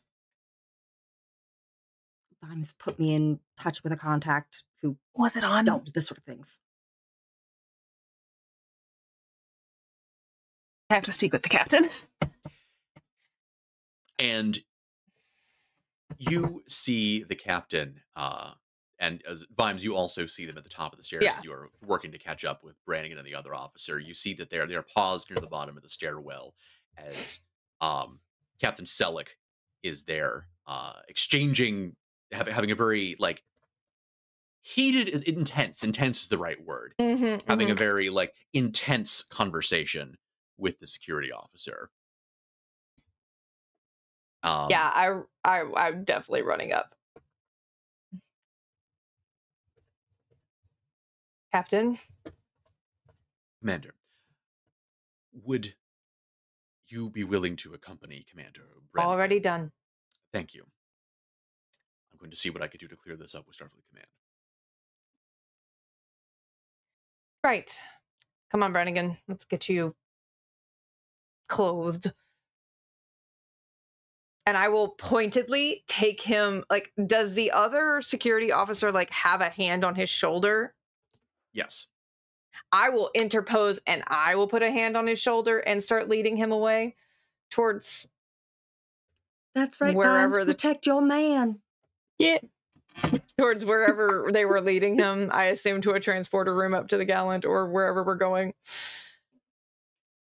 Yep. Like, no. Take your hands off.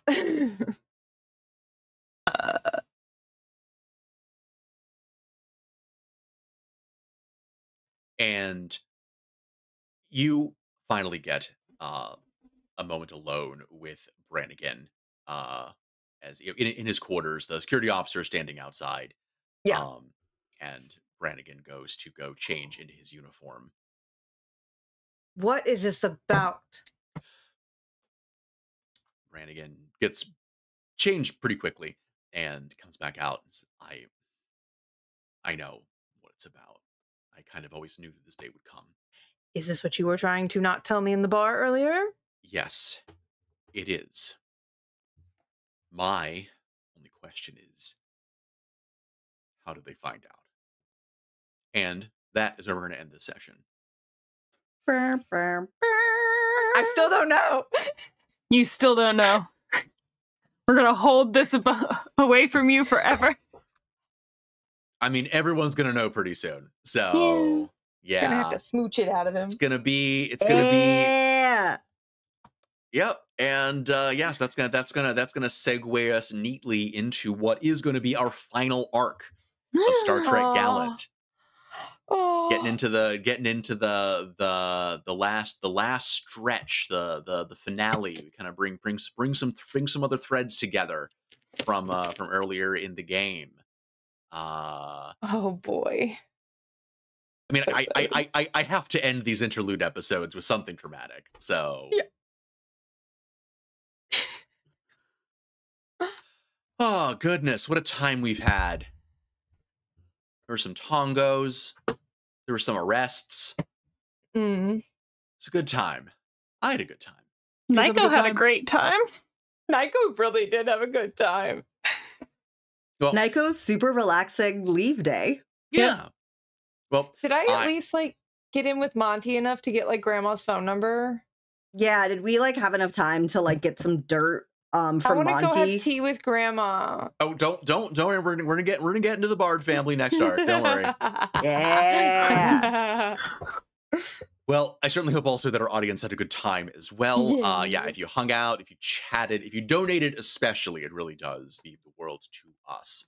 We could not do any of this without your support, and it does mean the world to us.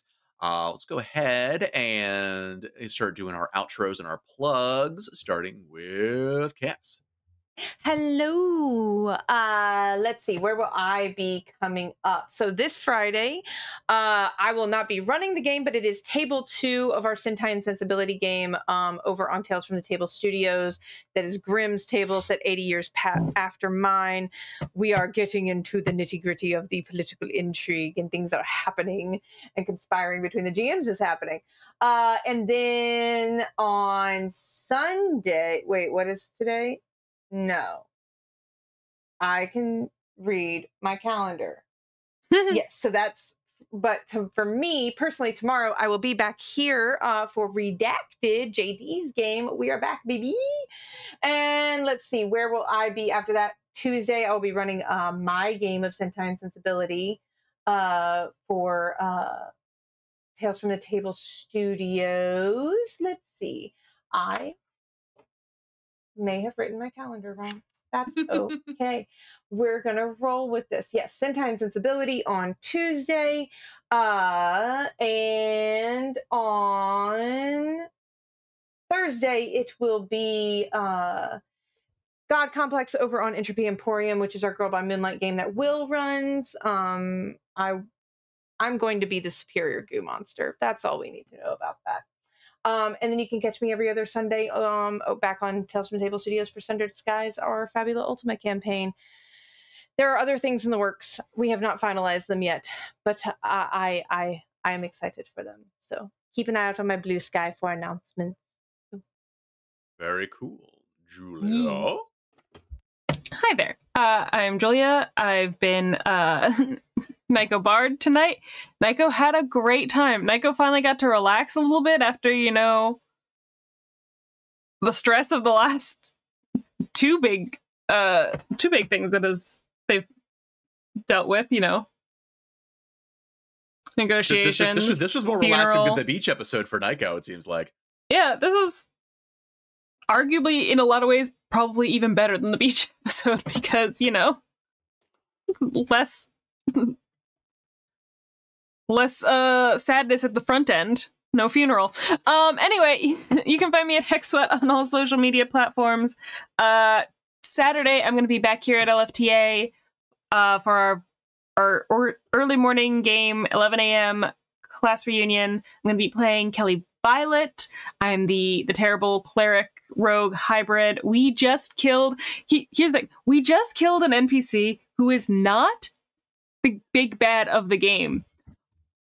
But all of the players collectively, we hated this man more than anyone else. Yeah. He was the worst. He was the worst. He tried to kill us on several occasions, and we have finally put him down. So now we have to deal with the aftermath of that. And you should come check it out. It'll be a good time. That's all I've got for this week. Thursday, we might do Never Ember's Enigma. If that happens, I will be playing Lavinia Hale. Remember, ACAB does include Lavinia Hale. Thank you. And Rouge. Hello, I am Rouge. I have been Lieutenant Commander Cicerine, previous Tongo champion in another host life. But this is pretty much the only place you can find me. I don't get around as much as my compatriots do. But if you are not already a member of the Discord for LFTA, you should absolutely join. One of the things I do there is I generally host the monthly community night, which is the first Monday of the month, which happens to be Labor Day coming up. So that's a nice, easy day to remember. So you should absolutely join our Discord so you can join that. Typically, it is a double feature movie night with a very loose theme to the two movies that I choose.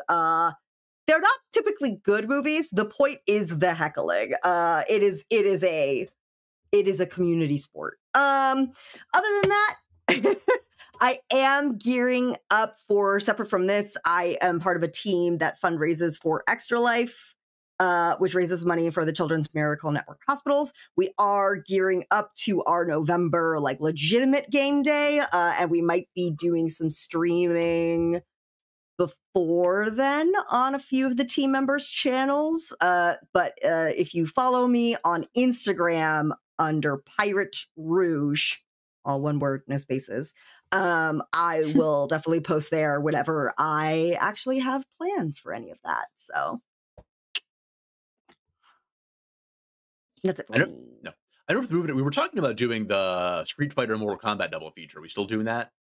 I was actually gonna maybe do that for Labor Day since yeah, let's do it. I wasn't ready to host a double feature for August because I typically go into the office on Mondays now. So Labor Day, I don't have to worry about rushing home from DC and then starting something at 7 o'clock at night, which is not when I walk in the door from work most days. So I figured I would save that little gem that was specifically cooked up by the Discord itself for Labor Day Monday. So yes, good.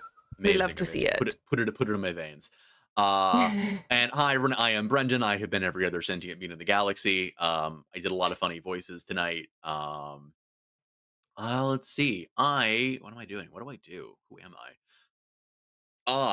I am also in Academy H with Julia, where I play Alex Sandowski, aka Victory, using the Legacy playbook. See, I'm also the game master for Cryptid Community College, which I'm in with Rouge. We are between seasons for that right now, but we got the fully edited episodes with Muzak and stuff like that are coming out in podcast form every other Sunday. I think I actually need to give Will titles for some of the episodes so we continue publishing them. But yeah, that is dropping every other Sunday. Probably gonna keep us going pretty solidly into spooky season. Is that I think that's actually it for what I'm doing with LFTA right now. There is some other stuff potentially cooking. But we're gonna see how all that plays out. So I think that is it for me. We're gonna be going away here in just a second, but do not go nowhere because we are going to be rating the cool folks over at Adventurers Pack. So be heckin', be cool, and tell them that Live from the Apocalypse sent you. I think with that, say goodnight, everybody. Good night, everybody. Good night.